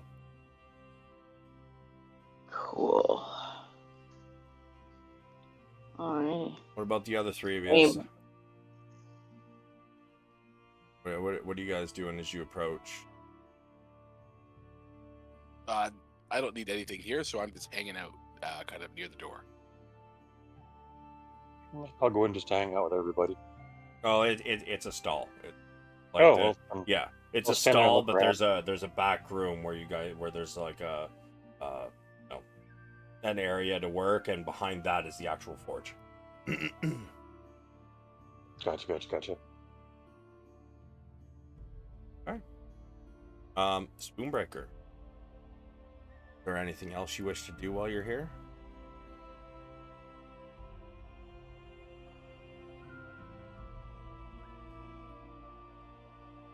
Push to talk? Sorry, I totally forgot. Yeah. I don't know. Do I feel like there's something weird going on there? Yes, very much so. You're pretty sure those scales look similar to yours, but a different color. And, I mean, your bodily scales. So I'm gonna telepathically tell everybody that there's something weird going on, and I'm gonna need you guys to follow my lead on this. Just as a Dragonborn, I'm gonna need you to back me up on this. So Yeah, we back up each other. So I will stand behind Spoonbreaker. cool. I mean, I don't. Yeah. Anyways, so I'm gonna ask this dude what's up with the dragon scale armor in the back. He immediately goes wide-eyed and obviously starts to sweat. What do you mean?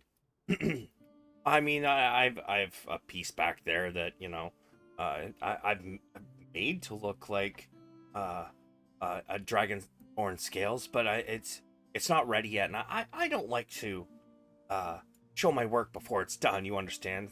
Blacksmithing is it's a bit of an art, you know. right? I'm gonna demand you show me exactly what that armor is. I will intimidate. Yeah, as the two of you, Ash kind of steps up, and Spoonbreaker puts a little oomph into his voice. I would like Spoonbreaker to give me a intimidation at advantage.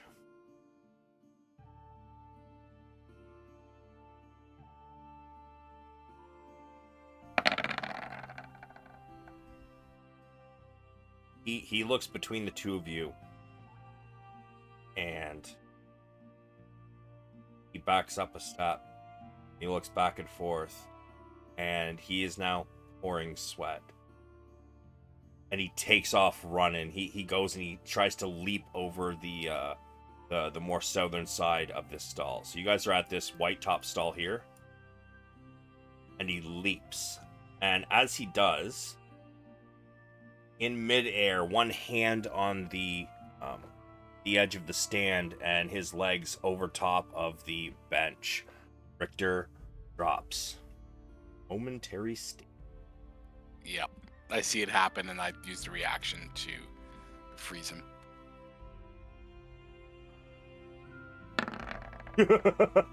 Well, he's frozen. I'll haul ass Guess you after can. him. I guess you can go have a look at that armor now. Creatures in case Breaker. feel magical energy at the end of your next turn. Okay, so like 12 seconds. So he freezes, and you can see him kind of like it just stopping in time, a scared look on his face as he's like halfway leaping over this. Sulameen, you said something. I missed it. Yeah, I'm going to chase after him and try and grapple him before he comes back into. So you make it to the front of the stable, or not stable, the stand, around the side where he is, and you kind of like measure out where he's gonna land when he comes out, and you kind of stand back so he's gonna land like a foot in front of you. As Richter's holding him in this momentary stasis, and Sulameen lines up to grab him as soon as he comes out of it. What are the other three of you doing? Wabu, Ash, and Spoonbreaker. I assume you want to see this armor now? Yeah. I'll hold the door open for you. All right, so you guys cross across the counter, and Ash, you open the door. Spoonbreaker, you start to head in. Wabu, what are you doing as all this is going down? I'm just kind of standing there confused because I wasn't there when the first part happened, right? So I'm like, what the hell's going on, basically? Yeah, it takes you guys a few seconds to get to the door and open it, and Spoonbreaker, you start to step inside. Richter, your momentary stasis ends. The dude lands on the ground in front of you, Sulameen, and you immediately grab him. You slam him into the stand table, and you twist one arm up behind his back. Ah, ow, ow, ow.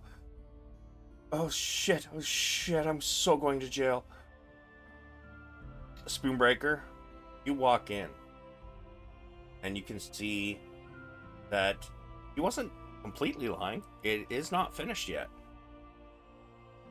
But as you get closer, and you inspect it, and you run your hand across it.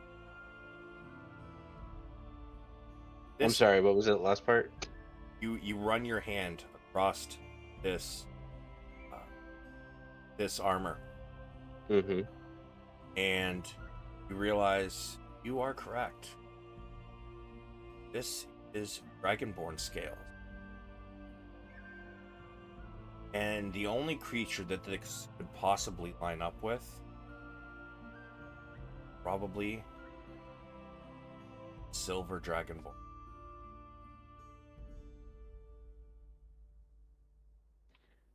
Can I examine I don't know entirely the process player to DM, so I don't know if it's all of a Dragonborn is used to make one dragon scale, armor or if they're like alive. You look around the shop, and you do see lots more scales, mostly in a pile. Um, they are basically sewn um, into the chainmail underneath of the scales themselves. You don't see any half-scaled dragonborn, if that's what you mean. But you do see the pile of scales that he had been working on to sew to this. And something flashes back in your mind. At one point, during this war, before you'd met the rest of the Stormforce, you had actually met a silver dragonborn. You had been surrounded. It looked like you were going to die. However, just in the nick of time, Silver Dragonborn had leapt in and used his breath weapon. Breathe. 3 undead enemies were about to take your life. Don't know where he went after that. You haven't seen him. But as you run your hand across these scales that this man has sewn into the armor, memory floods your mind. How you react to it is up to you.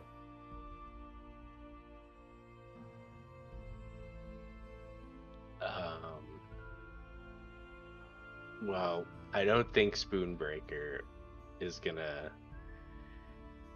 outright kill this dude, but I think I'm gonna search the rest of his shop. Sure. Give me an investigation. As you start ripping open cupboards, shelving.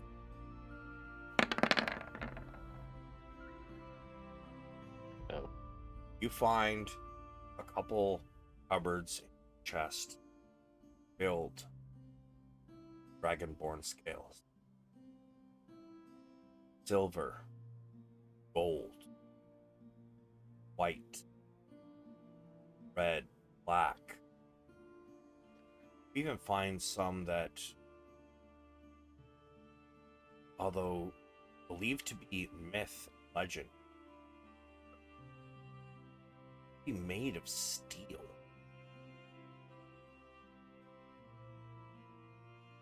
Steel, dragons, and dragonborn, even among the dragonborn kind, were thought to be a myth. Yet here before you, you see scales of all colors.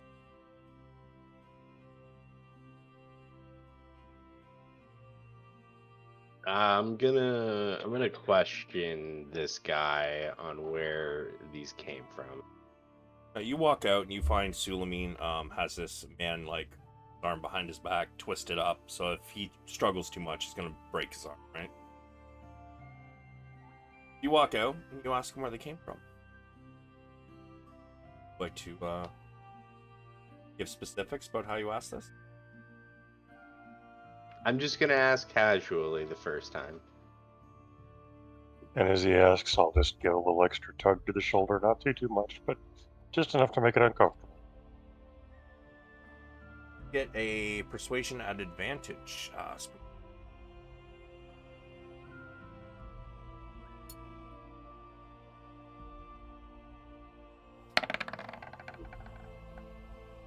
But, well, Well, you don't need the advantage, I guess, but ow. Listen, they were already dead, okay? I know some people, you know, they'll scour a battlefield and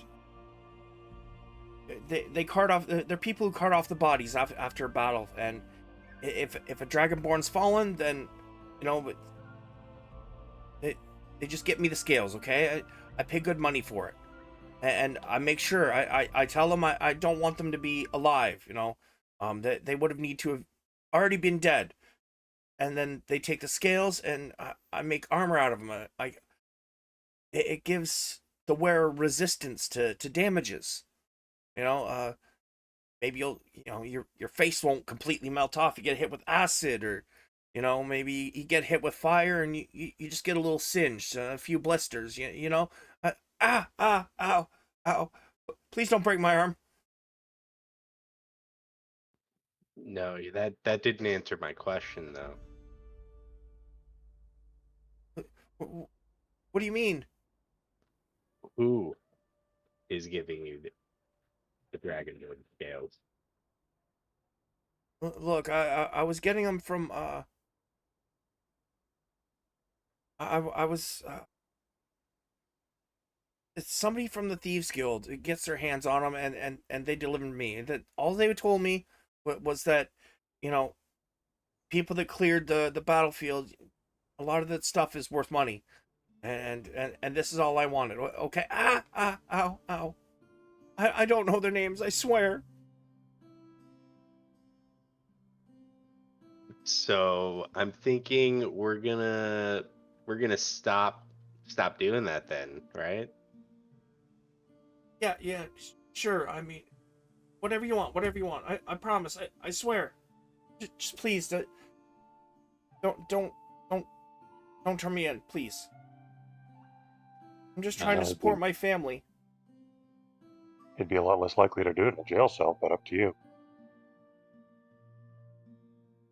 Or alternately, we could turn him into armor.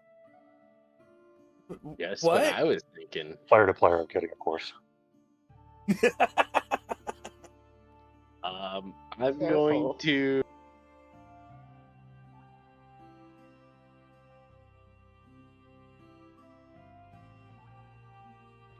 Hold on. I got something for this. Yeah, I'm gonna chromatic orb the chests full of fucking Dragonborn scales. So are you gonna what to them? I'm gonna chromatic orb them. Oh, okay. So there's a lot in here. Yeah, I'm gonna use every single spell slot I have, chromatic orbing every single bit of dragon scale armor in this dude's shop. Okay. You get several spells off. And since a lot of them are, excuse me, are in specific piles, you use a certain. Every time you use it, you're smart enough to know which spells which damages they would be resistant to. So eventually, it does take you the better part of an hour. In the meantime, Sulameen, are you standing there for that entire hour holding this guy to the bench? Oh yeah. We got him doubled over the bench. I'll tweak his arm every now and again. Slap him upside the head. Nice. How about it? Yeah, you. I'm gonna say, roll me. How many spell slots total do you have? Yeah, give me a quick count.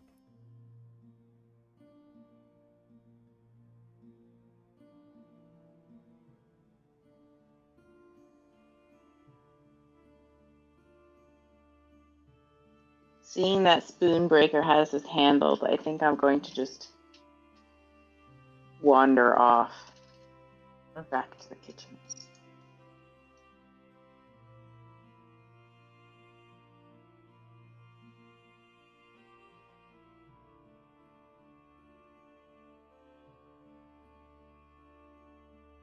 Breaker. I'm sorry. So they're all of the armors are gone. But how many spell slots do you have, my guy? Oh, Um. no.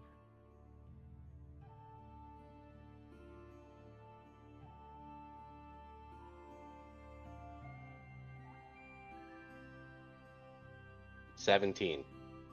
All right. Let's roll me.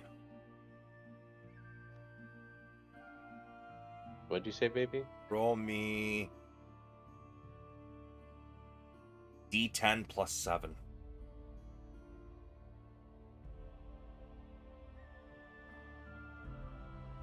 I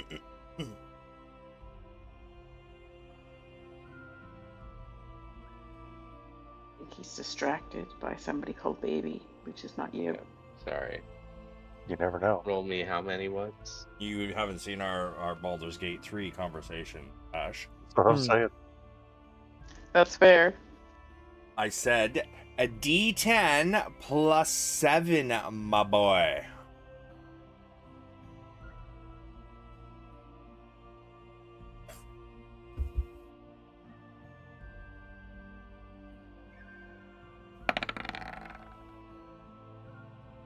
You're going to use 16 of your spell slots. Whether you start from the bottom or the top, that is up to you. But you have one spell slot left by the time you're done.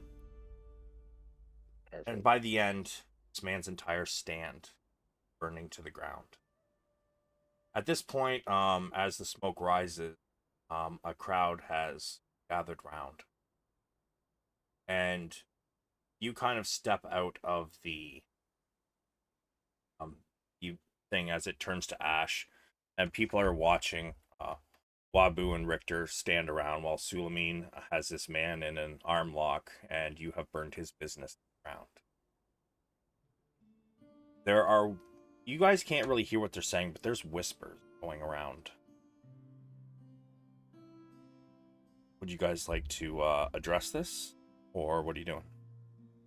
Yeah, I'm gonna let them know that they were harboring a traitor of flesh, They seem and confused. that's unacceptable.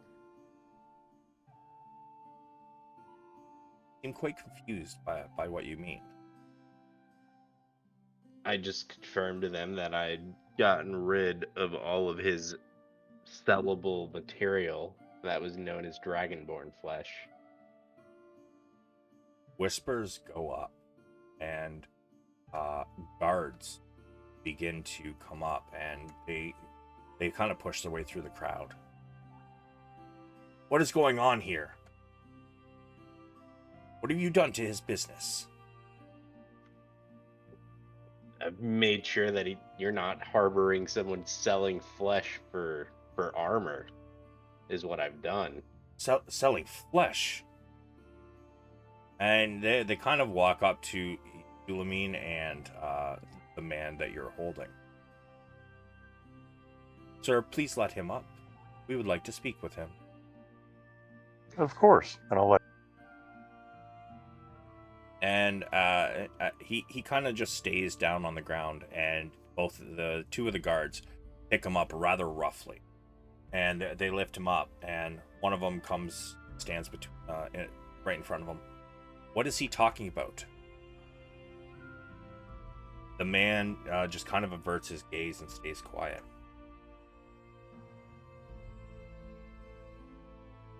He looks to you, Spoonbreaker. That while purchasing some armor, I noticed that this man had dragon scale armor in the back of his shop that he was working on and fitting to armor. So I asked him about it. My colleagues kind of helped me with the situation, and then I decided that I'm not going to give this man the opportunity to sell his armor, so I destroyed it. I see. To be fair, he still has all his other armor, just not that which was made of dragon skin. Oh no, it's all burned. Like, he burnt down the whole shack. Oh, oops. The man does say, they start to haul the man off, And the third one says, "We will take care of it. I'm very sorry for it." And the man says, "Wait, please." He, they pause for a moment. "I'm sorry. I did it for my family, though." And he undoes. He asks the soldiers to let his one arm free, and they don't let him completely free, but he is able to slowly move down, and he undoes a pouch from around his belt, and he throws it to your feet. Spoonbreaker, "I have wronged you, but my family's done nothing. They don't know what I was doing. They just knew I was an armor seller, a blacksmith. Please, take mercy on them and see that they get this gold." You recognize this as the same pouch, same pouch that you've basically given him with the cost of the adamantine armor that you purchased. I'll see that it's done. Where can I find them?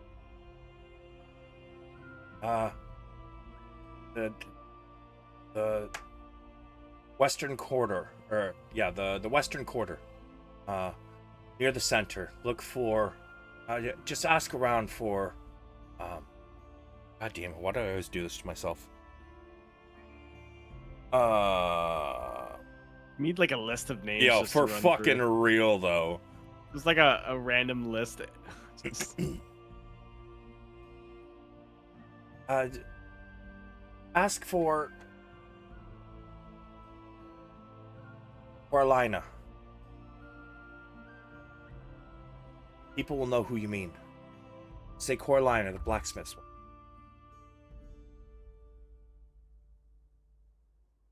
And with that, they haul him off. You bastard.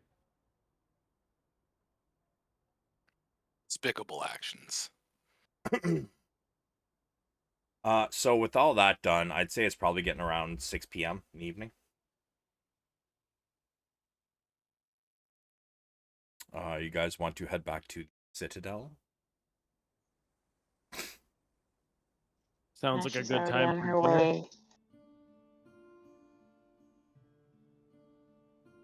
Ash, you get there ahead of the others. Bethany is still sitting around that pod. She sees you come in. "Ash, I think it's ready. I want to serve the first ones to Stormforged and the Underbearer. Will you help me?" Sounds good. Let's find some bowls. She says, "Well, I'll bring the bowls. I just need you to carry this cauldron. It's rather heavy." I can do that. So you guys, you and her head up to the throne room. And about then, the rest of the group is arriving. Pheonix is woken up from his all-day cat nap, and the others are returning. And you all walk in, and the Underbaron is there, as well as Delatus. And as they see you all walk in, Ash first with this cauldron. Smell the air. Oh, it smells delicious. The Underbaron begins to clear off the desk, and Delatus looks less than pleased. He still has a very dour expression on, though it seems his rage has subsided. You guys sit down and dole out Jimmy's recipe. As you eat it, Ash, you notice that it tastes different. One you had with Bethany was rather bland. This one is very flavorful. In fact, the last one I believe tasted a little gross. But you realize that for somebody of humble origins, such as Jimmy. In time of war, spices become expensive. Is soup you had before probably rather unseasoned, but with seasonings available in the Citadel, it tastes amazing. It tastes great. What does Bethany think of it, though? Has some, and the smile spreads across her face. You all dive in, and is amazingly delicious. Bits of beef and chicken, in a wonderful broth, well seasoned with thyme and rosemary, maybe a little turmeric, and curry. Has just a little bit of kick. Not too salty, not too spicy, just right. The meat, although Ash, you had seen the meat and it didn't look like the greatest cuts of meat. This is tender, succulent, falls apart in your mouth.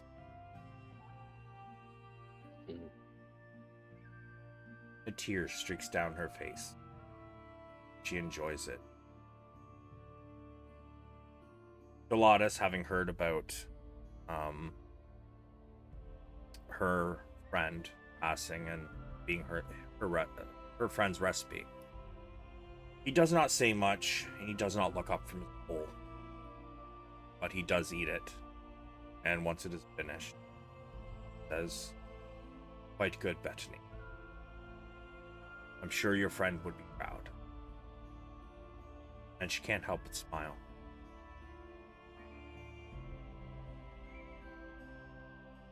As dinner concludes, the Underbaron says, "Well, you all have the time, or at least Richter and Wabu do. I would prefer to do that summoning here if we may."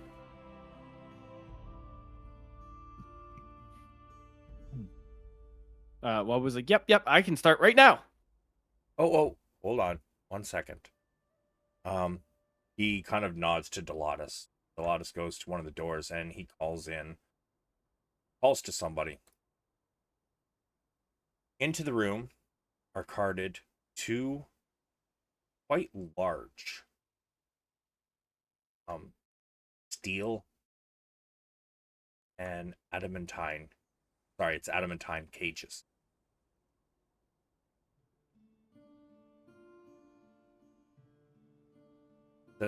How we're going to do this is we are going to summon it inside of the cage. Your magic circle will be, actually, you know what? He wouldn't know about this. About 6 wizards seem to walk into the room as well. The one wizard says, "So, Wabu, you're the one summoning, yes?" Yes. Excellent. And Richter, you are the one that is going to use the magic circle, yes? Yes, that's right. Well, what we are going to do is, once it is summoned and the magic circle is set, we will be doing a ritual that will make it permanent and set into this cage. From here, we will transport it to where it needs to go. This will take a few hours. So, if we could start, now that dinner is finished, it would be ideal.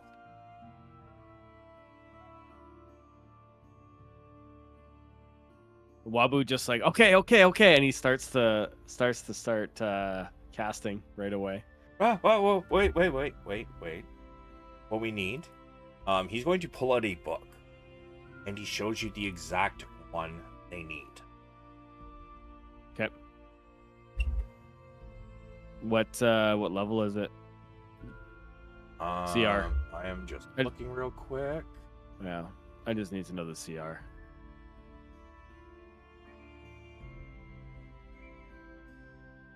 And I'm doing Magic Circle at 4th level, so it's 2 hours, so it's super easy. Yeah. I can cast that, and we can cast the summon with it. Ooh. Yeah, it only takes me an hour to bind it after, so. That is not the one we want, because that could squeeze through a base as narrow as 1 inch wide, so that's a bad idea. How about this one? Nope, that one can too. Whatever it is, Savage, it can't escape the magic circle, right? And then I get to command it once I've bound it, and it has to obey that command. So even though it can fit in small spaces, I can command it to stay in that cage or do as a person wishes. Not once. Yes, you can, but since it is permanency spell, your control would only last as long as you have extended the 7 months, basically. Yeah, so let's say 7 months and a day later, your shit has worn off, then it could easily just be like, I'm out this bitch. Understood. Yep, totally. All That makes sense. right, let's see. 1. Aha! Oh, so can that one. Problem. They're slippery. How about a Fire Myrmidon, maybe?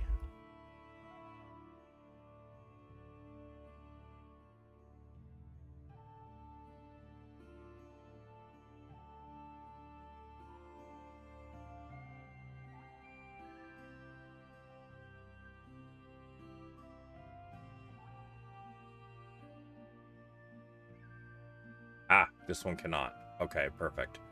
It is CR7. Okay, so that'll be a 7th level spell. Which means you can only cast one. So we're gonna say Arcane Bob also gave a spell scroll for that. Yeah, cause I'd need one for planar binding on that one as well, though, right? No, you don't gotta do any of that. You just gotta summon it inside the cage while he does the magic circle to keep it in there so that they can do the ritual to make it permanently bound. Okay, and the ritual only takes an hour, right? Correct? Yeah, about that. Okay. So then I can do one at 7th level and then 8th level and still target the same one, can't I? Yeah, you could actually. Yeah, so if you don't need the planar binding, I can still do it twice. I just have to target the creature specifically. For sure. So they tell you which one they want. It is a Fire Elemental Myrmidon. Okay, Wabu's like, okay, and I go now? Yes, Wabu. Or still wait? Yes, Wabu. Okay. Aim to summon it inside that large cage, though. Okay, and so Wabu just starts going into his cast. All right. So he begins to cast, and how long does it take? 1 minute. Okay, so about 50 seconds in, it's okay. So magic circle and summoning is 1 minute. Yep. Okay, so you begin to cast, and around this cage, arcane runes begin to pop up slowly over the minute. And as you get about 30 seconds in, Wabu begins to cast his. Before you,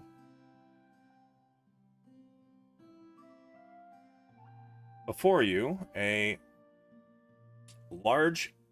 medium fire begins to grow. And as it does, you see what looks to be like almost,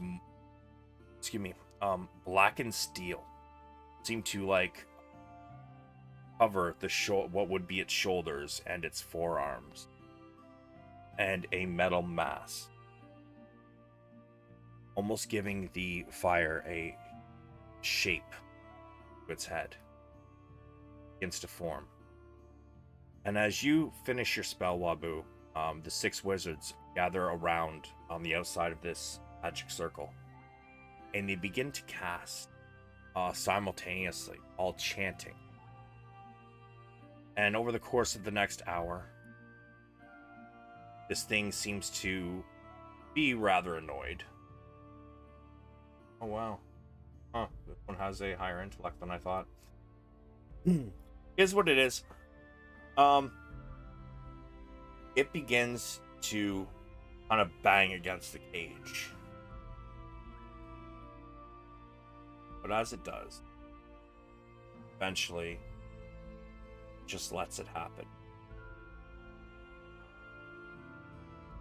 And as both the ritual finishes and Richter, your magic circle disappears, it seemed to look through the very tiny, about 3/4 of an inch gaps. The glow from this is burning hot. Even some of the metal is heating up to a reddened state. You guys do this a second time. And Delatus kind of looks up. Underbaron, tell me that you will have these things sent back home eventually. Yes, of course. We just be needing something to get the people fired up. Eventually, we will find a better way to do this. We'll send them home. Nothing will happen to them. Might be a little upset, but he ain't going to be killing them. We'll even throw him some wood and such every now and then to keep it a little bit happy. You guys realize that you've kind of done a similar thing at your home. That is what heats your hot spring. They trapped fire elemental.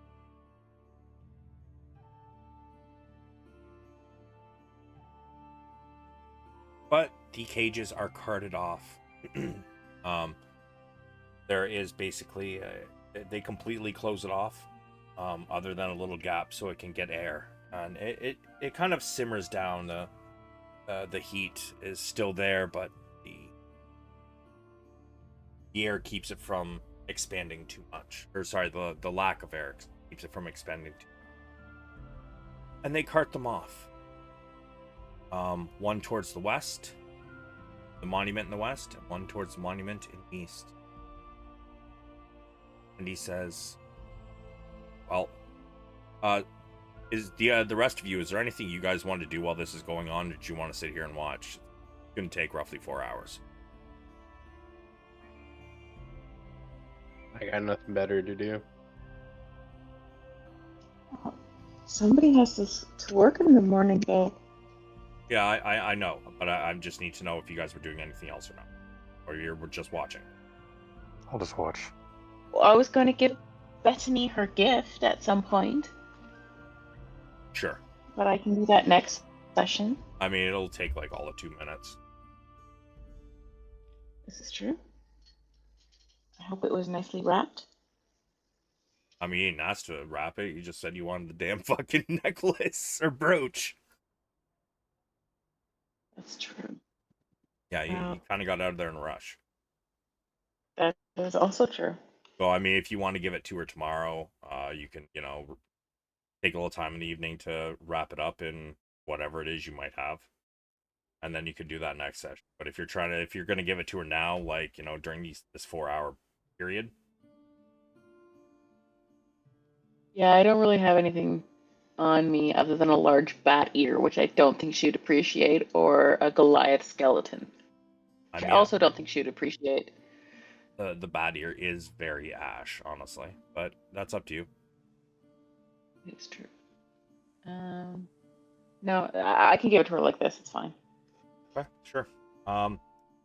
While this is all going on, you kind of pull Bethany aside. Says, yes, Ash? We're going to be leaving in a few days, and I just wanted to give you something so that you can remember me while I'm gone, and to let you know that, once you feel like retiring, maybe you can open a soup shop near the place that we live, and I can come over and help you sometime. And you hand it to her? I'm gonna hand it to her. Oh, it's beautiful. She looks, she says, Roach, I don't have my cloak on me, but I will definitely put it on. I put my cloak on. This is wonderful. Thank you, Ash. You are very welcome. I mean, know when the time comes where you're going to retire? Yeah, we have a house, and I'm gonna tell her about the house in. Guys, where do we live? Blumenthal. Blumenthal, and I'm gonna let her know the caretaker's name, which is, what was her name again? Sakura, I believe. Or yeah, Shakura. That she is Sakura. the Her hips definitely lie because she's good at lying, so it's not Shakura. Shakira. Close enough. And that she is the head of the house, and that she, if you let her know, she will help you find a shop as well that is close by. When you're ready to retire, no rush. Well, I mean, she kind of like shyly looks away and says, I mean, if I'm going to move to an entirely different city, to be honest, I need a little more than, a friend nearby. Kind of averts her gaze as she by.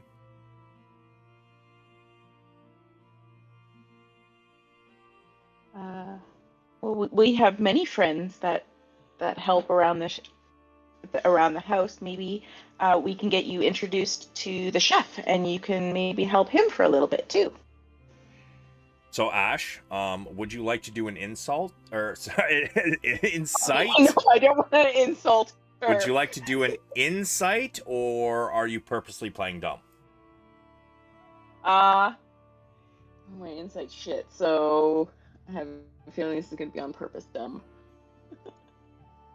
Ooh, a 7. Yeah, It's me. 7. You're really not getting what she's putting down right now.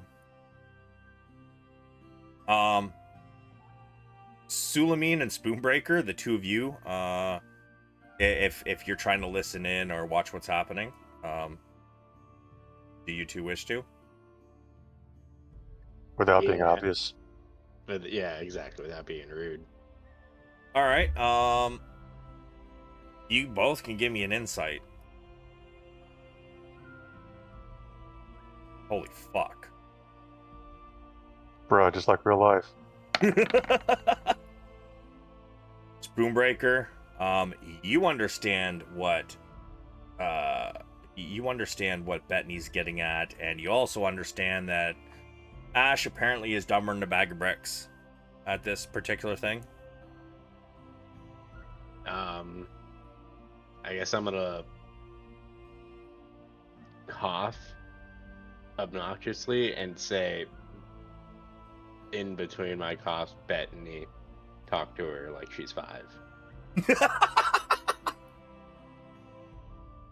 That's so rude. Oh my god. Bettany kind of chuckles. She looks up and up at you, Ash, because she is a fair amount shorter, and she kind of strokes your cheek and says, if I'm going to move across the city to another city across the country, it would be more to move in somebody.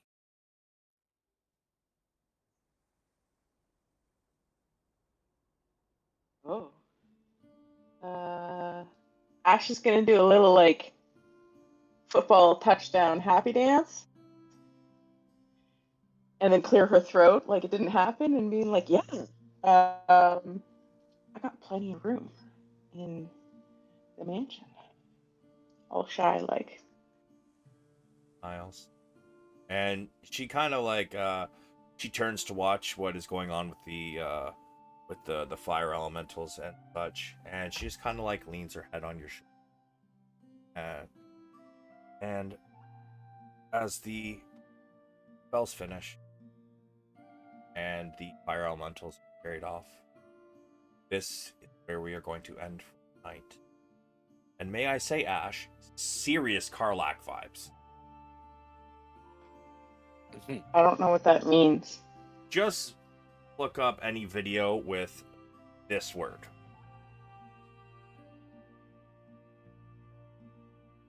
You'll see what I mean. I promise you. And it's well worth it. Funny character from Baldur's Gate 3. But you'll figure it out. But with that, we are going to end. Let me outro the stream real quick.